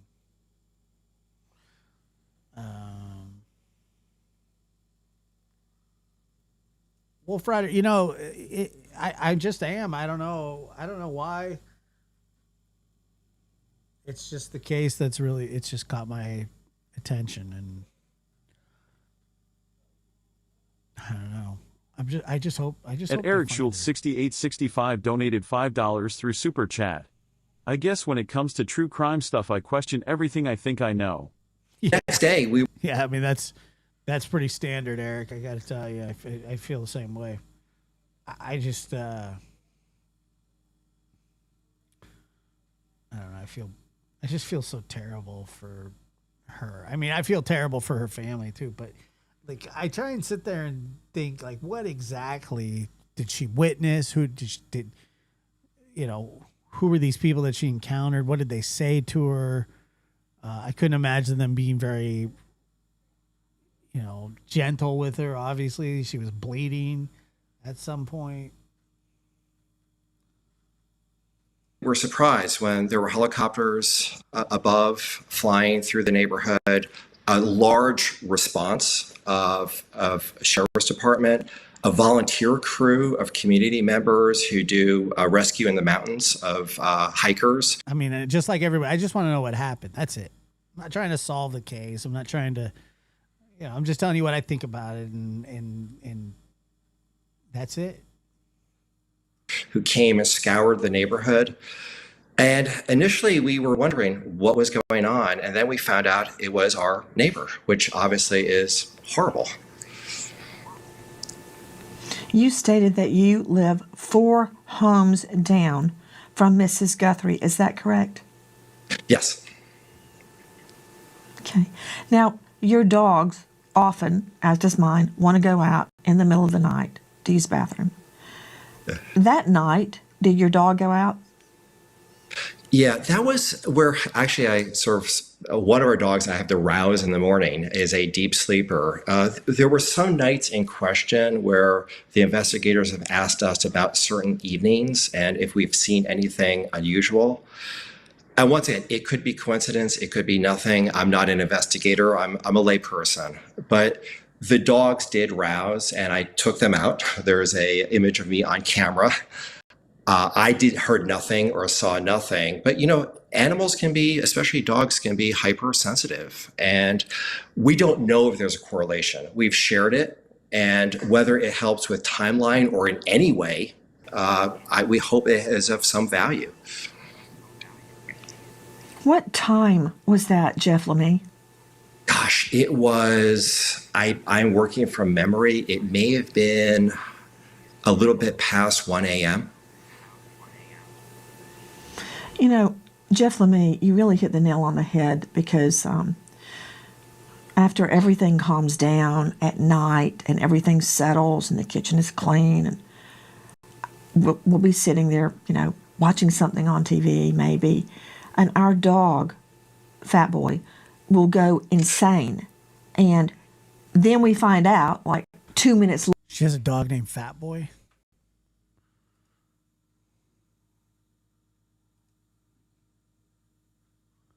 She has a dog named Fat Boy? Later, a delivery was made at the front porch, or somebody then opens the back door. Maybe one of the granny nannies is coming in or out. But he hears it or smells it long before we do. So yeah. I want you to tell me again. And the reason I'm so interested, Jeff, is because I personally have investigated cases where the dog was the initial trigger. Yeah, and Terry, great point as well. Yeah, living that long and then going through something like that is unfathomable. She probably never even had anything like ultra crazy happen to her. I mean, I don't know that, but probably just a pretty ordinary run-of-the-mill life, and then this. Then raise the first alarm. And there have been many in real life. This is one everybody knows, so I use it a lot. The O.J. Simpson case. The neighbors heard the dog. I just wanted to tell you that I just saw that goldfish, like the crackers. Oh my God! I looked up and the juice is on there.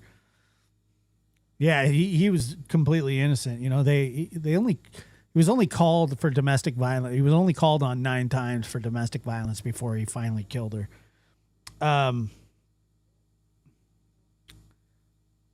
They have hot buffalo goldfish.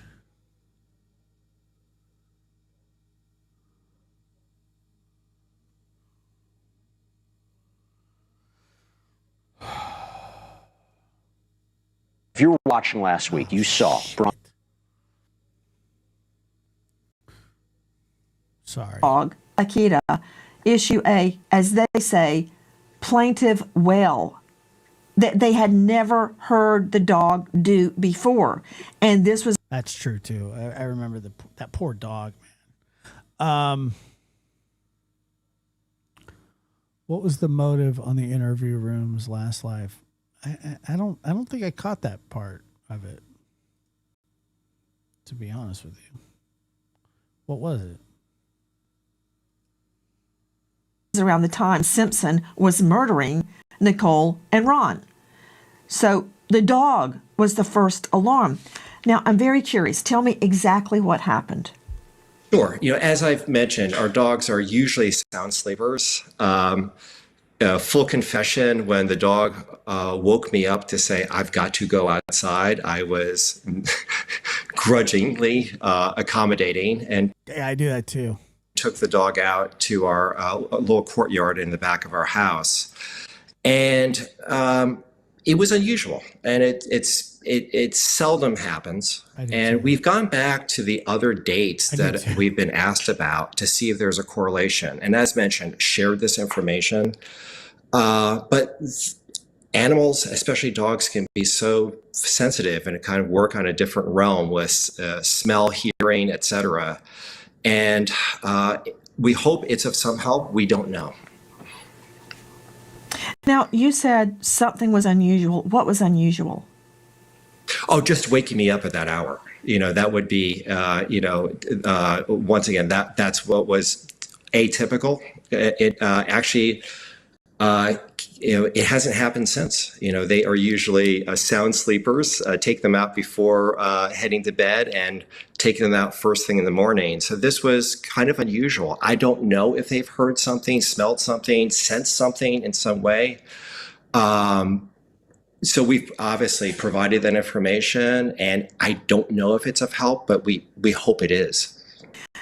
Jeff Lemay. Did you guys know, this has nothing to do with anything, but if they could train a polar bear to be like a sniffer dog, like a bloodhound, that they have 10 times, I think, what is it, 10? 7 to 10 times better than bloodhounds' smelling ability. Than the top bloodhound. Let me throw this on you. Yeah, they're very dangerous. As I've told many a jury, there is no coincidence in criminal law. There's just not. Coincidences happen in life, but polar bears can smell up to 20 miles away. Like they can smell a carcass 20 miles away.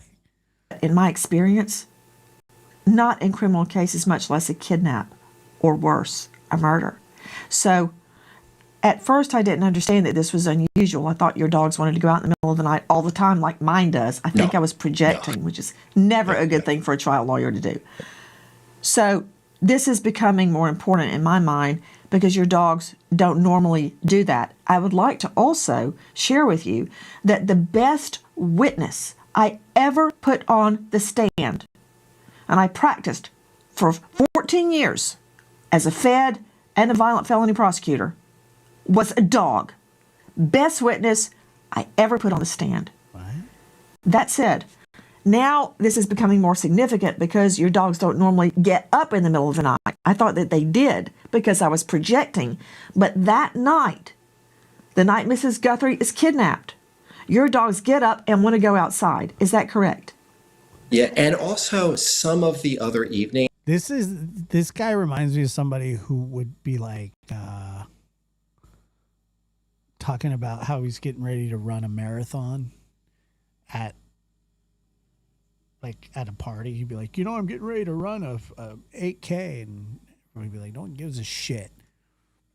That we've been questioned about. I'm working from memory again. I believe January 11th was another date that was in question. Mm-hmm. So we had this activity at that time, and human nature. We just filed it away and didn't really think about this until we were asked to review our video, and then had this recollection and saw this I had a parrot call me a racial slur one time. True story. correlation, which was I'm not even black.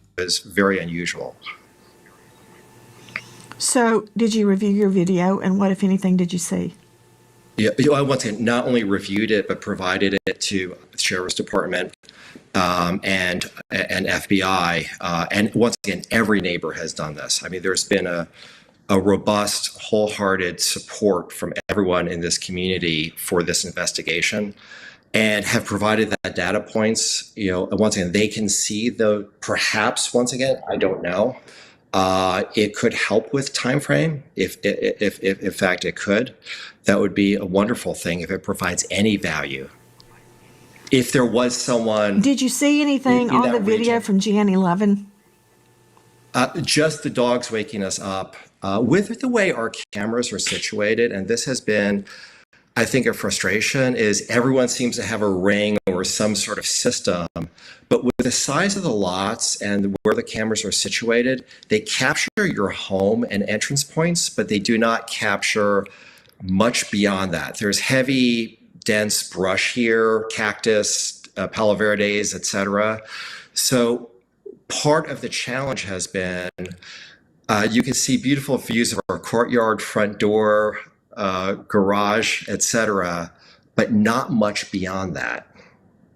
Let me understand something, Jeff. And of course, I would have this all nailed down if I were putting you on the stand. And forgive me if I keep asking the same question over and over.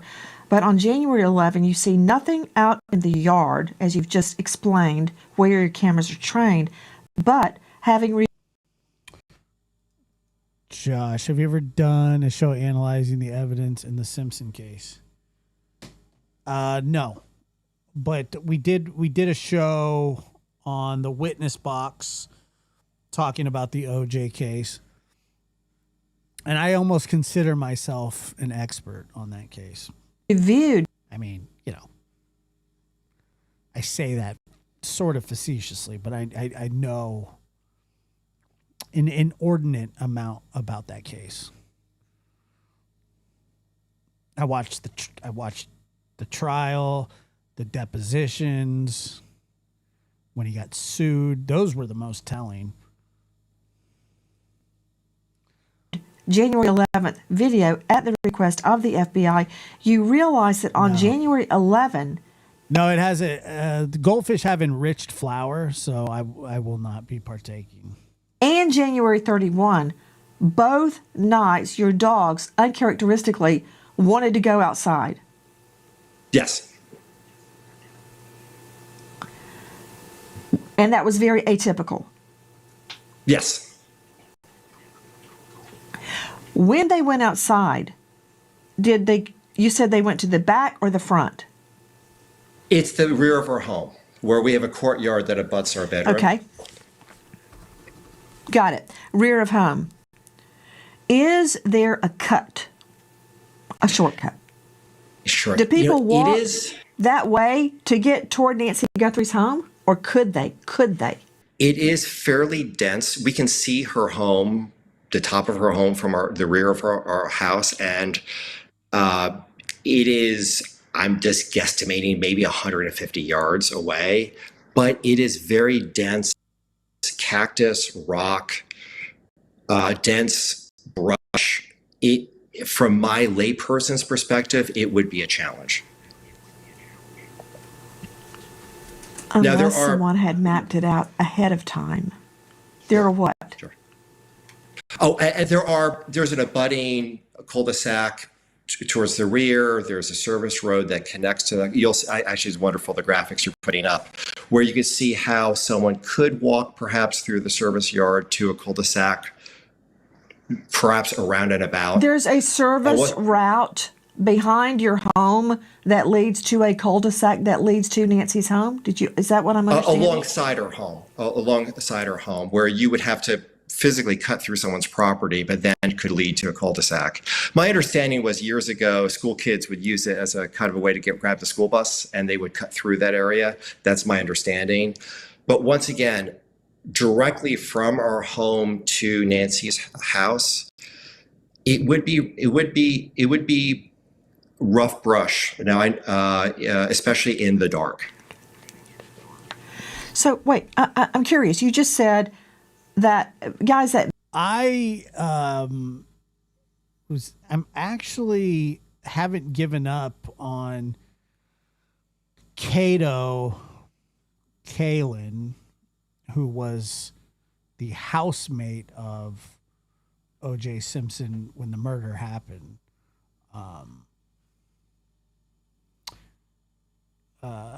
I know somebody who knows him, and that hopefully they were going to put me in contact with him. That was a month or so ago. And hopefully that still happens. I would love to interview Cato Kalin. video we were showing you earlier, the aerial video, was from our friends at 12 News. I want to go back. If anybody knows Cato, to the photo. I want to understand where Jeff Lemay lives on this picture. But you stated that for a long time, school children would use a cut through the back, through the scrub, through the brush, down the service road, maybe to get to the school bus instead of going on the street. Is that correct? Sure. My understanding, this is what neighbors have told us, is people would use a service road, cut through someone's property very slightly, and then go to a cul-de-sac that abuts the back of our yard, but not the. And that would get. Sorry, I keep interrupting this. I thought that Cato Kalin's testimony in the OJ trial was not only damning but crucial. You closer to Nancy's home? Perhaps someone could take a different route to her home through that avenue. Got it. Now, when your dogs go out at night, Jeff, do they lead you to the back or to the front, or do you lead them? When my dog wakes up, he sleeps right beside me in his own little bed, by the bed. I have to take him to a certain door. I lead him to a certain door because I know I can get him in more quickly if I go out that door, and it can be any time of the day or night. So did you lead the dog to the back, or did the dog lead you? Sure. So it's a courtyard that abuts the bedroom. That's pop the door open, take the dog out, and it's right there. So it's the most natural point to be, and that's where we always take the dogs. I love them. When your dog went out on Jan 31 and Jan 11, what did the dog do to continue barking? No barking, but I saw on video the dog sort of looking off to the distance and sort of very focused for a moment. It was fascinating, actually. And then moving on. Now, once again, in my daze, my fugue state, past 1 a.m., I did not take note of any of this at the time and took the dog. I think Cato still has the key. Obviously, that door lock isn't there anymore, but I think he still has the key to that at the time that his apartment. I heard him say that. I think I heard him say that on Vlad TV once. Dog back in and went back to bed. And once again, we don't know what was occurring, but it's just something, information to provide of some value, we hope, to the investigation. Jeff, can you look at that overhead and tell me which home is yours as it relates to Mrs. Sure. Guthrie's? So we would be, if you leave Nancy's house, take a right, and the immediate next right, we're on that street, at the end of the street. So if you count. So 1, hold 2, on, 3. I'm trying to digest this. You see the red marker on the screen on her home. Yeah. So you go forward, which in this picture would be up. You'd make an immediate right, and then your first right, and go 1, 2, 3, 4 houses away. 1, 2, Right? 3. Yes. Perfect. Perfectly said. Got it. It's kind of a little square with the driveway to its left. I see. I see actually what would be the cut through. see Yes. it behind your home? Yeah. So it's alongside our home. It's a utility road for the power company. Now that I'm talking to you, I see that. Now, Jeff, question. We keep hearing about a vacant home. Where is the vacant home as it relates to Mrs. Guthrie's home? So that is catty corner to our house across the street. The one with the beige gray roof, that one kind of to the left of your home a little bit? Yes. This guy sucks. I mean, he doesn't suck, but he's just boring. I don't know. That's the vacant home. Wow, that is right around the corner from Mrs. Guthrie. I've been wondering, where's the vacant home? Answer. Okay, what about construction? Where's the construction that's happening in the neighborhood? Eric, OJ wasn't just a good football player. He's one of the best ever. I mean, for his size, not only for his size, but the guy was, it was amazing how fast. He had this crazy combination of speed and power. So that actually is, if you're on Escalante. And then the brutality of the murders of Nicole and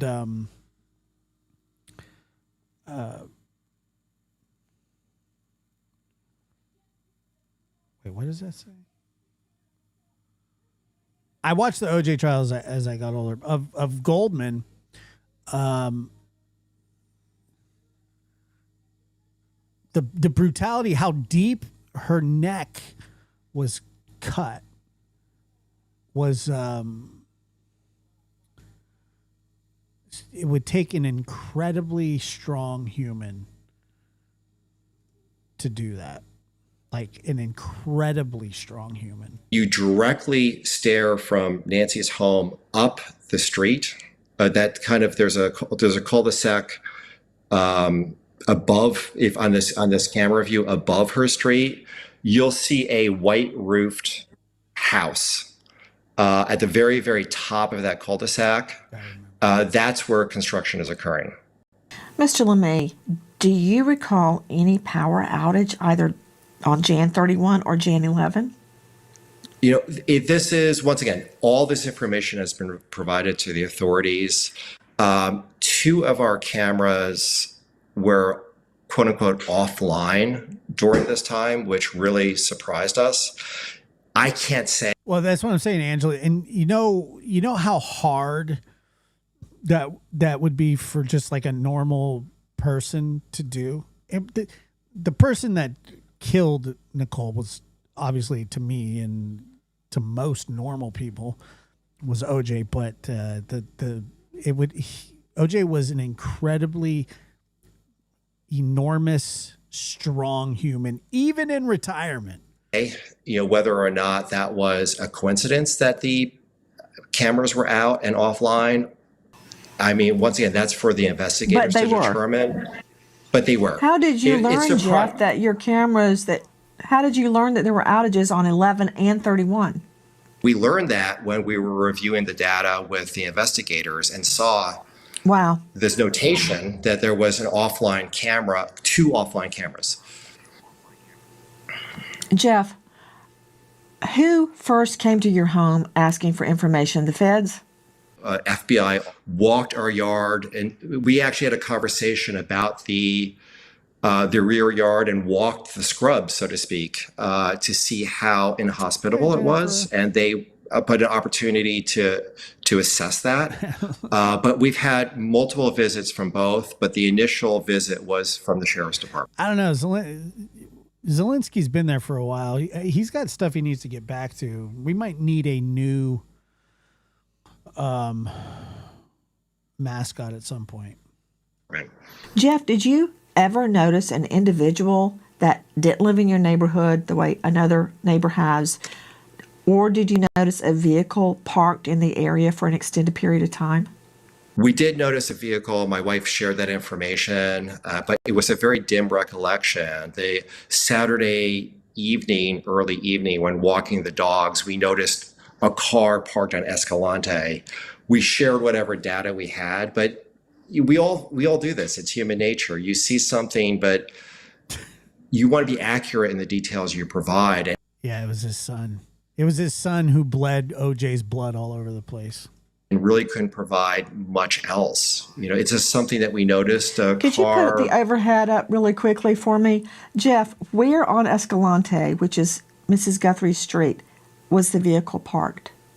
So if you continue past Nancy's home, there's a little area where people, when they walk their dogs in our neighborhood, might park. It's sort of a little area, maybe I'm going to estimate 50 yards down on the right-hand side. There's a little cutout with gravel where people park their vehicles. And we noticed a car there. And so we noticed a vehicle, but once again, we shared that information. We did not notice any individuals walking around. I know other neighbors have.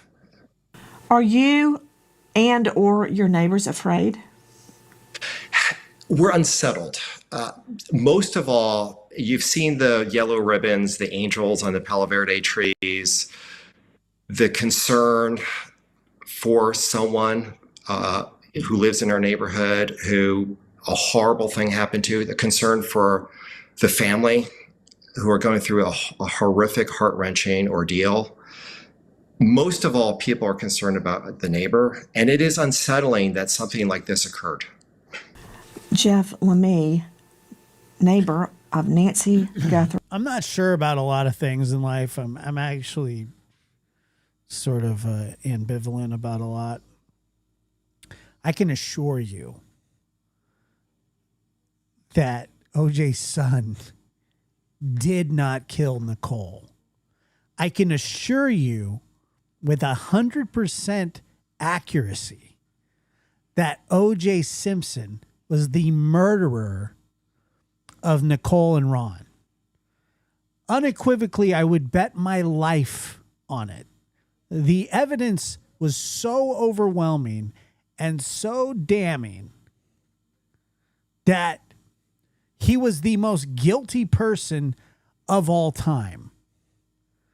The fact that he had a cut on his middle knuckle and that there was his drops of blood walking away on the crime scene, drop. He just so happened to have a big ass cut on his knuckle. His blood everywhere. Three DNA bloods. 3. Ron, Nicole, OJ. And it's not even a question. Speaking out in an effort. It's not even a question of who did it. The question is, how the hell did the jurors screw up so badly? To help the search. It was his DNA.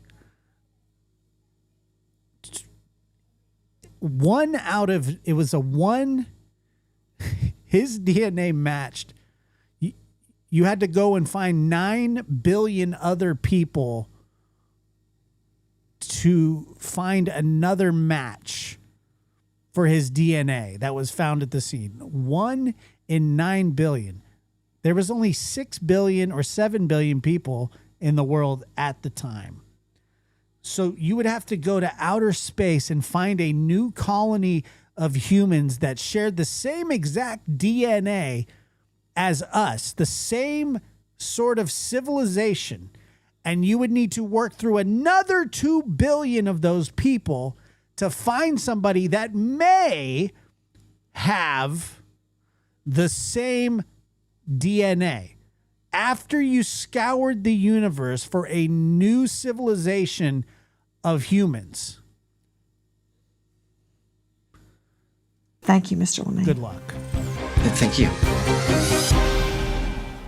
So many people are struggling to keep up with credit card payments every single month.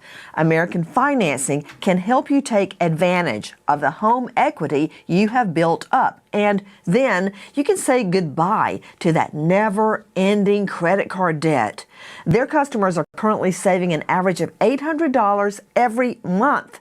Even if you're worried your credit and it's legally 668. Now, it really wasn't his lawyers. It was the jury. It was payback for the Rodney King thing. 880344, or go online to americanfinancing.net/Nancy, and that centers around ridges.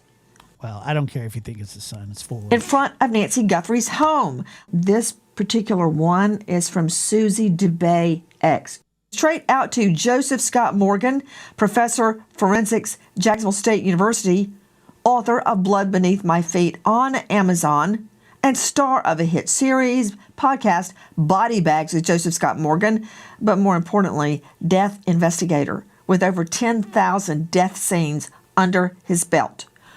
What do you make of the ridges? And can a cast be made of that? We have... Furman didn't help things because he said the N-word. So what? What does that have to do with killing Nicole? Learn the FBI may have failed at getting a cast. I think I know why, but I want your analysis. Let's see it again. Yeah.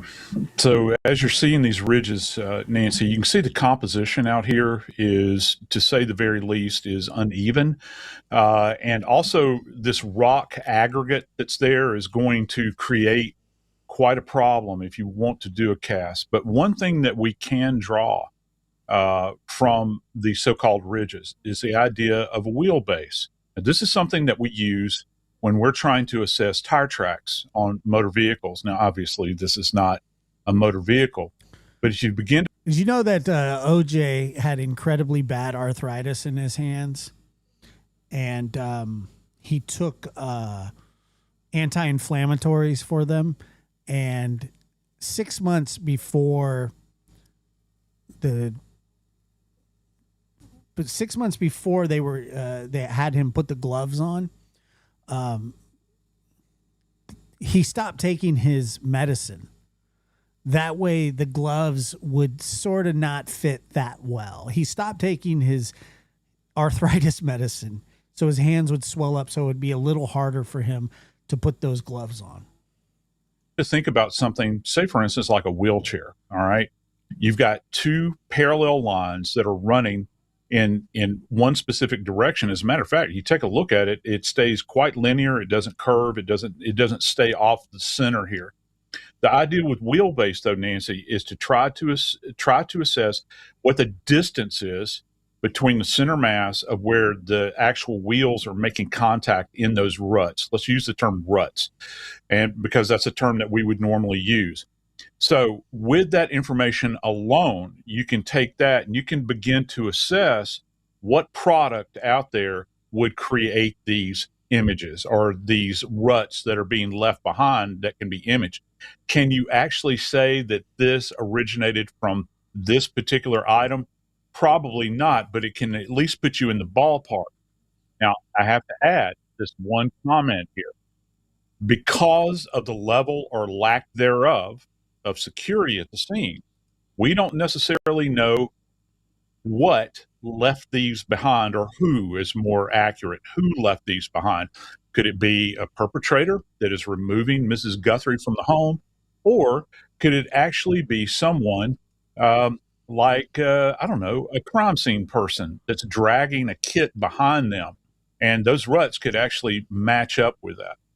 Could the tracks be from a wheelchair, from a wheelbarrow, from some device used to move Mrs. Guthrie? And the video we were showing you earlier, guys, is from our friends at 12 News.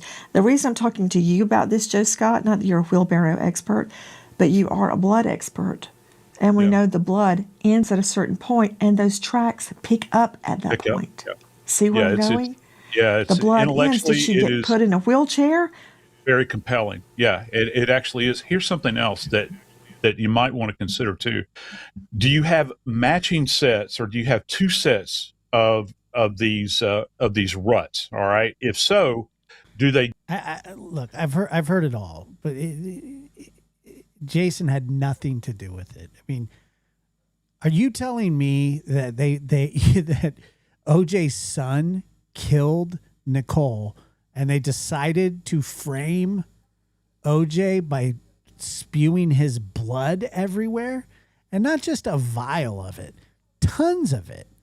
How does that make any sense? Give an indication that you have a set that perhaps was not bearing weight before, and then afterwards it is bearing weight. And also going to the blood trail, is there concurrence between where the blood trail ends and these ruts pick up? Because that's a fascinating question scientifically. Also, and you asked me a question just a second ago about wheelchairs and wheelbarrows and this sort of thing. And this I can tell you. Yeah, there's a type of wheelbarrow out there that. Did Jason have the police called on him 9 times? Did Nicole say Jason's going to kill me?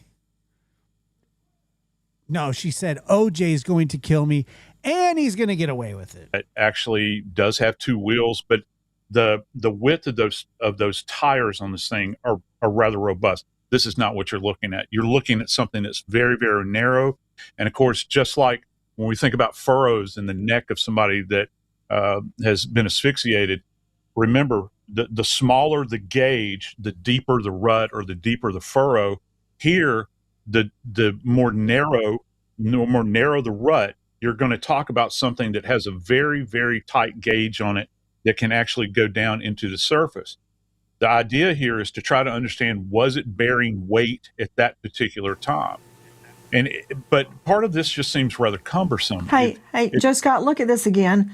Yeah, One, I've been asked, do these ridges suggest she was dragged? I don't see that.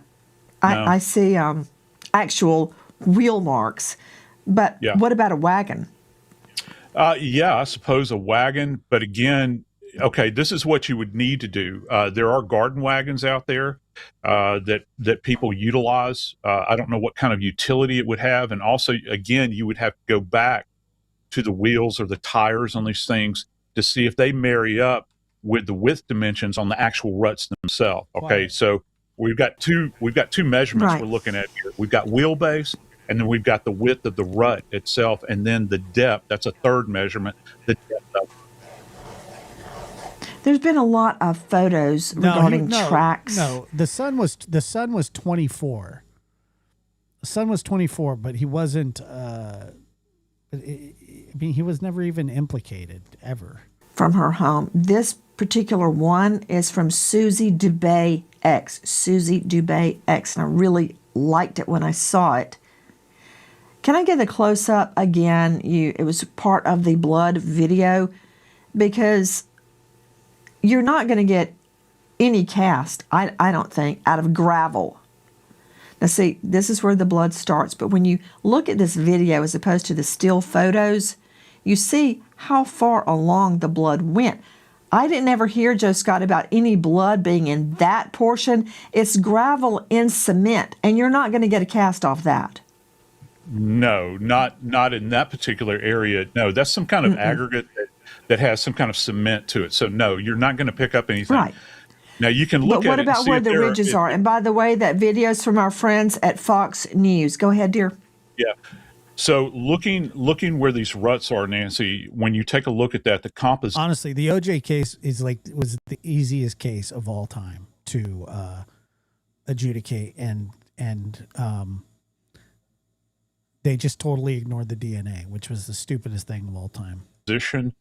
Looks like gravel to me, or it's got some kind of aggregate of gravel. I don't think that it's cemented down. However, just imagine if we poured a cast into that area. We actually use, people might not know this, we use dental stone in order to facilitate these casts, which is kind of made out of gypsum.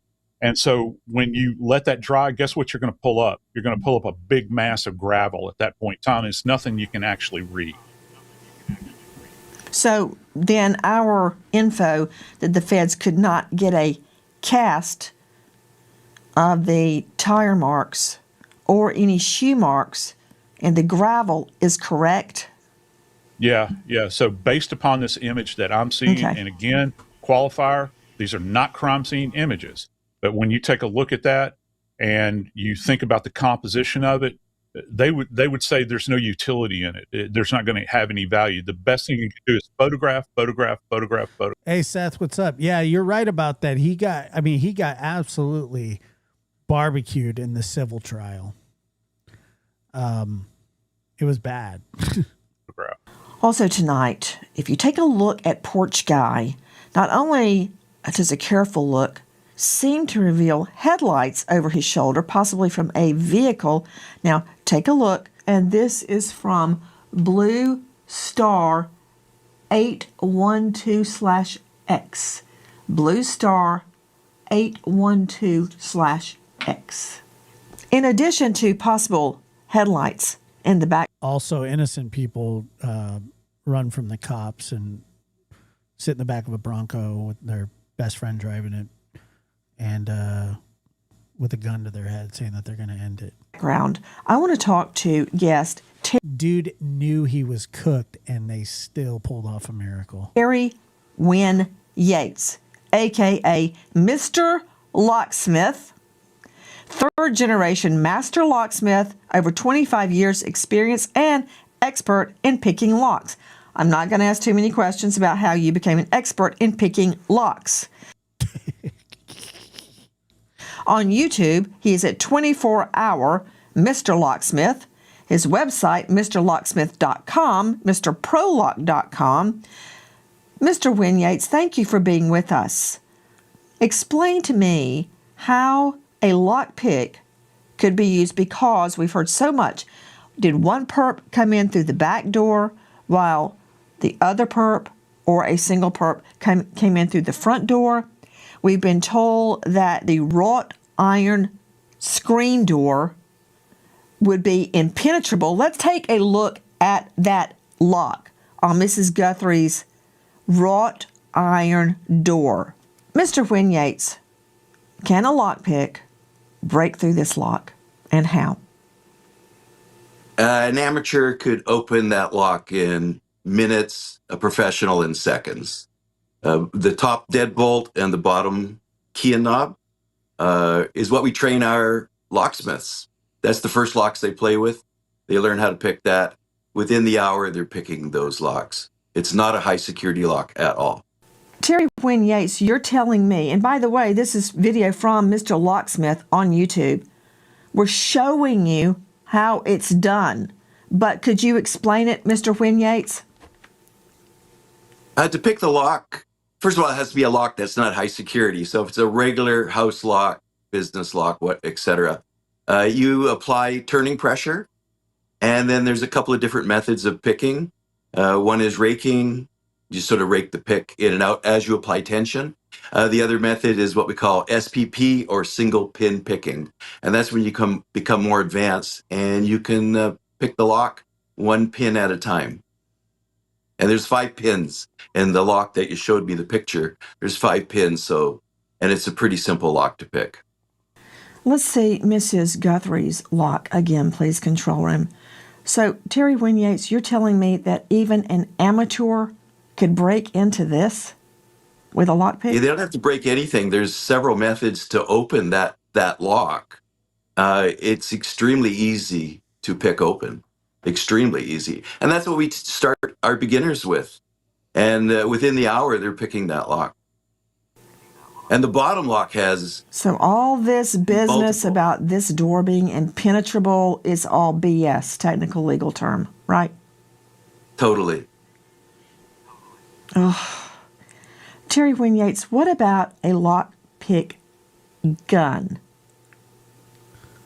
Yeah, it's basically just a spring with a little pick, like a straight pick on it, spring steel. And it's like bumping the lock. Yeah.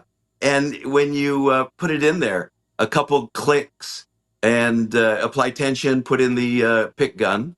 They're readily available all over the internet.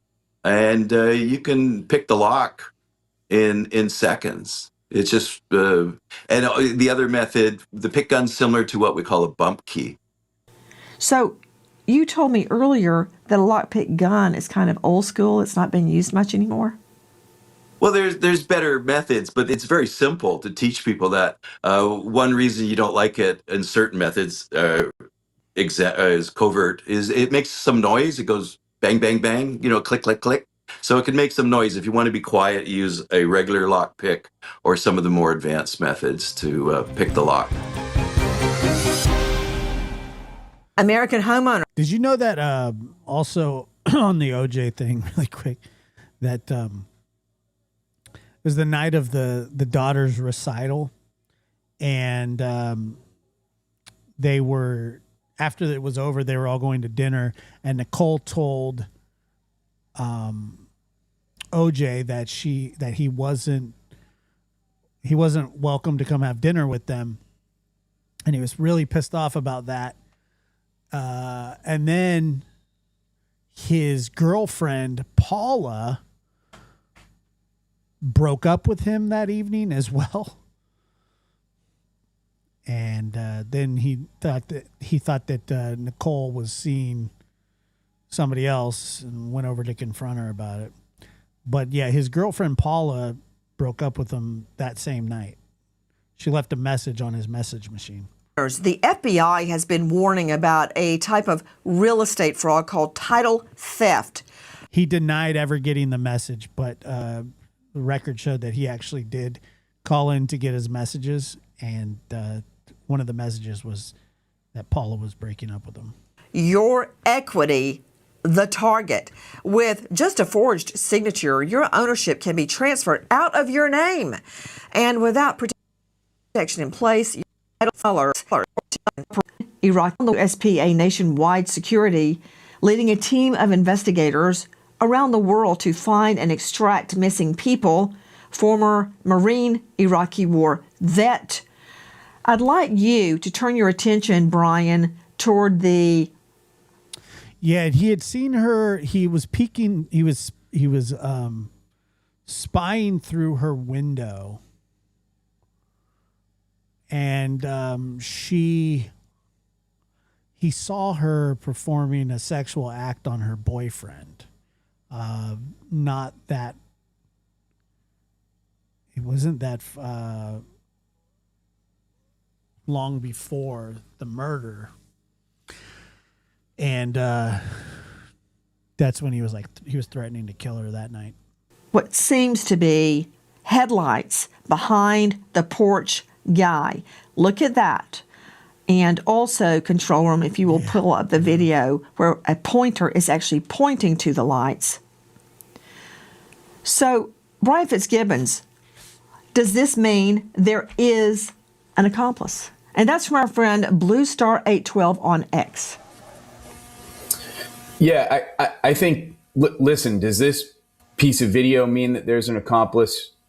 Not necessarily. However, right, logic tells us that removing Mrs. Guthrie from the house, evading all sorts of detection throughout this process leads us to think there has to be more than one person involved, and that they would require a vehicle to move her away from her residence. 100%. Hey, hold on, Fitz. Look. Watch it again. He looks back directly at those headlights. See, did you see that? Wait, let's play that again in its entirety of this particular. See him look back? I did not notice that the first time. What about that, Fitz? There's been a number of really good breakdowns. Marsha Clark, she didn't do it. I wouldn't say that she did a horrible job, but the evidence spoke for itself. The DNA spoke for itself. They just ignored the DNA. They just ignored it. That there were 3 people's DNA at the crime scene. And not just at the crime scene, in the Bronco, and then in OJ's house as well. Done. Then OJ freaking freaks out and runs off to Chicago with a cut finger, bleeding everywhere. In the online sleuth community, seeing this, what appears to be some communication from the perp on the porch back in the direction of what appears to be headlights going off. So that is certainly, an interesting point there. Brian, other theories have emerged that, and this is from a retired FBI, that there are up to 5 accomplices.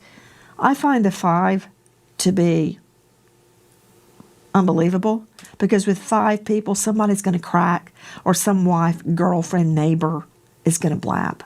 5, way too many. What's your thought?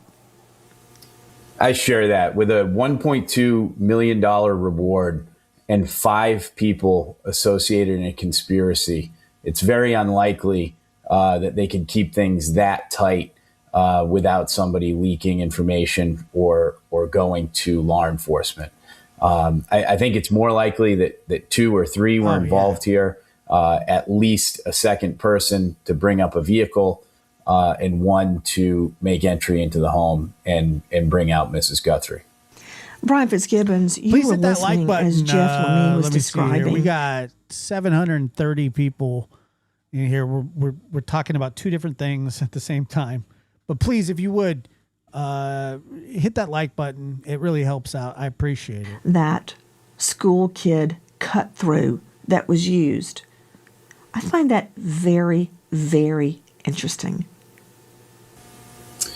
Yeah, so this cut through, and you can view it. And Yeah, I guess it was a different time, and then I guess DNA was pretty new. But the fact of the matter is, how much of it do you have to understand when there's only 3 people's DNA at the scene? zoom in on the map, you would have pretty good concealment to move on foot to the southeast and gain access to Mrs. Guthrie's property from her backyard. That cut through seems relatively navigable at night, with that dirt road there, and would have good cover and concealment. All right, one last thing about the OJ thing.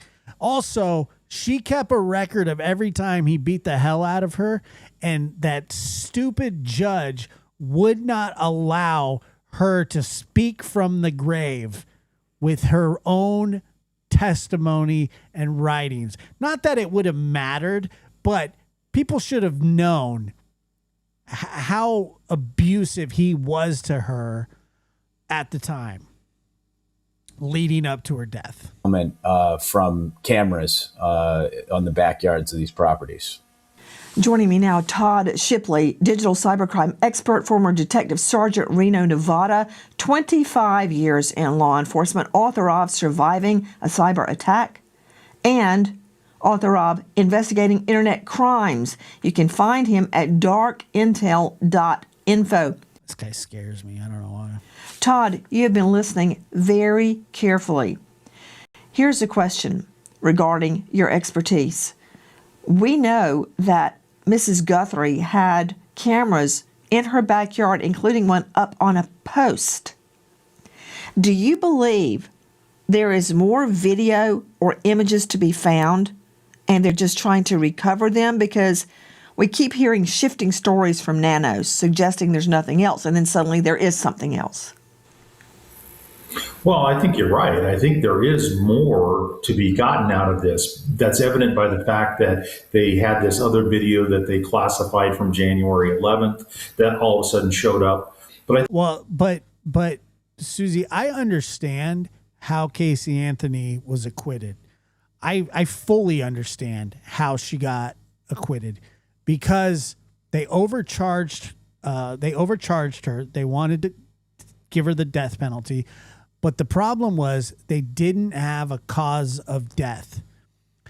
So they couldn't prove murder. Now, do I think that she murdered her daughter? I mean, I would assume so. I think that she was directly responsible for her death. But they overcharged Casey. They went after the death penalty when they didn't have a clear motive or a clear means of death. So it's hard to convict somebody. It's hard to convict somebody of murder when they didn't know if it was accidental or if it was intentional. And they shouldn't have went after the death penalty. They should have got her on something less. I think one of the things about the current video and the lights you're seeing in there is the bias that law enforcement has shown in their review of I also think that she could have been drugging the child. that video. And I mean that they focused on. But one thing that bothers me about that as well is why, if it was such an accident, then why duct tape around her mouth?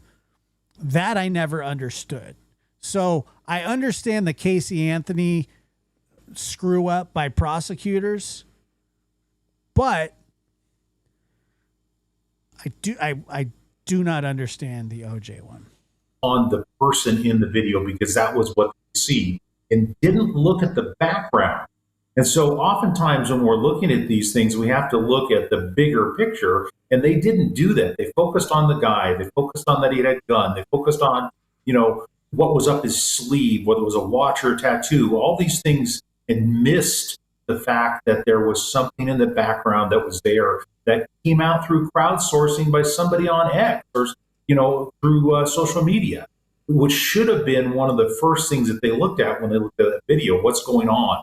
So there's a bunch of information I think that still exists that law enforcement hasn't either gotten to or has not released to us, obviously. Todd Shipley, what is your other observation tonight?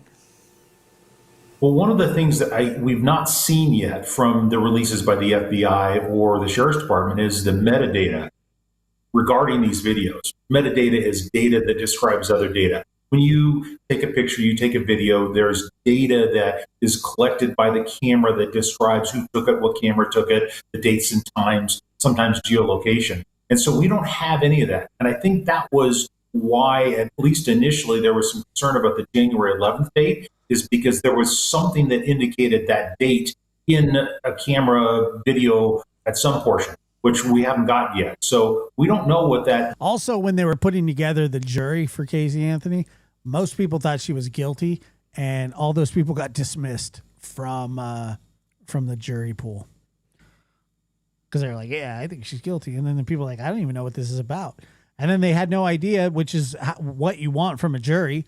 They weren't going to put her to death for. Unfortunately, they just couldn't prove how she died. Metadata is related to any of these videos or any of the pictures that have been taken. Haley Cummings, I think the young girlfriend was involved, but I think she got swept away in that river somehow, or I think, but I'm not 100% sure. I got to remember that, or I got to remember that case. I remember hearing the dad call 911 when he was at work. Hi, guys. Nancy Grace. God. With us now. Toll free 800.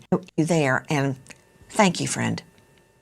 If you know or think you know anything about Mrs. Guthrie's disappearance, please dial toll free 800-225. I know that the stepmom, she's wasn't the stepmom in prison right now? 5328, or to remain anonymous, 520-882-7463. Thank you to our guests joining. Yeah, Diddy was overcharged too. Us tonight, but especially to you for being with us and keeping the search. Yeah, I don't think they went in the front door, but who knows?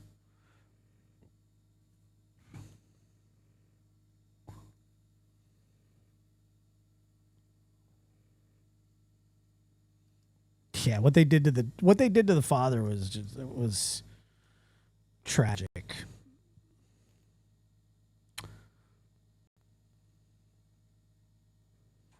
Did he end up marrying her? He did. Golly, sucks. Anyway, all right, guys, thank you so much for being here. I appreciate it. Sorry we were a little all over the place tonight, but I enjoyed it nevertheless. Once again, if you could share this out, hit the like button, subscribe. I appreciate it. I appreciate all you guys being here. I'll probably be on After Dark tomorrow. And then Wednesday, I will be pretty much tied up all day. I won't be around Wednesday. Then we'll be back Thursday, Friday. And hopefully I'll have some news about the parole hearing, and I'll post something about it. Yeah, it's like we're like officially a day away. Ugh. Sucks.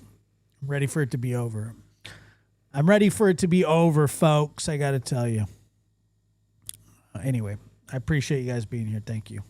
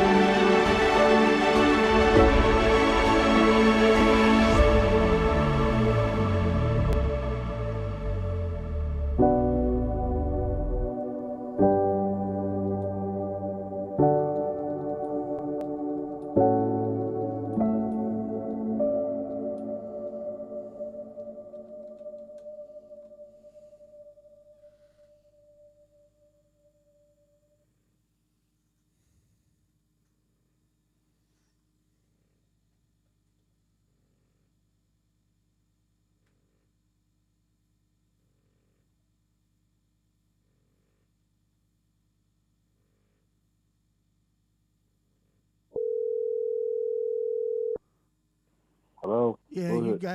guys do cash for cars? Yeah, what do you got? 77 Chrysler Newport. Oh, no, that's not for me. I'm sorry. What's that? No, I can't sell those cars. I don't know nothing about them. I'm sorry. What are you looking for specific? And one kind of big car? doodle donated $4.99 through Super Wait, Chat. Wait, this is big. You're sleeping. Yes, I was sleeping. Okay, but you can't sell the car that I'm trying to. No, I'm just not interested. Okay? Are you sure? Positive. Are you sure? What about an Amigo? You like those? No. Well, what I don't know what an Amigo is. What kind of a car are you looking for? It doesn't specify. It's Honda, Toyota, Honda, Acura. Just on the head. Like what about a Hyundai? Yes, I'm not interested. I just want to deal with you. You don't want to deal with me? You act like a smart ass now. What are you talking about? I'm just calling. Yeah. Don't call me, please. We'll block your phone number. You're ridiculous. Why'd you call me a smart ass? Because you're a nut job. No, you're I'm a not. nut job. You're a nut job. You're a nut job. No, you're a nut job. You're just a nut job. You're just a nut job. You're a nut job. No, I'm not. You are. You're a nut job. You don't want to buy my car. You said you have cars for cash. I don't want to deal with you. I don't want to deal with you. What did I do? You're just a nut job. Good night. No. Goodbye. Don't call me. I'm a nut Hang job? up. Goodbye. How about Goodbye. you? Goodbye. You hang up. You. Goodbye. Please leave us alone. Please. You're harassing us. No, I'm not. You're harassing us. Just please. hang up the phone then if Please. you're not interested.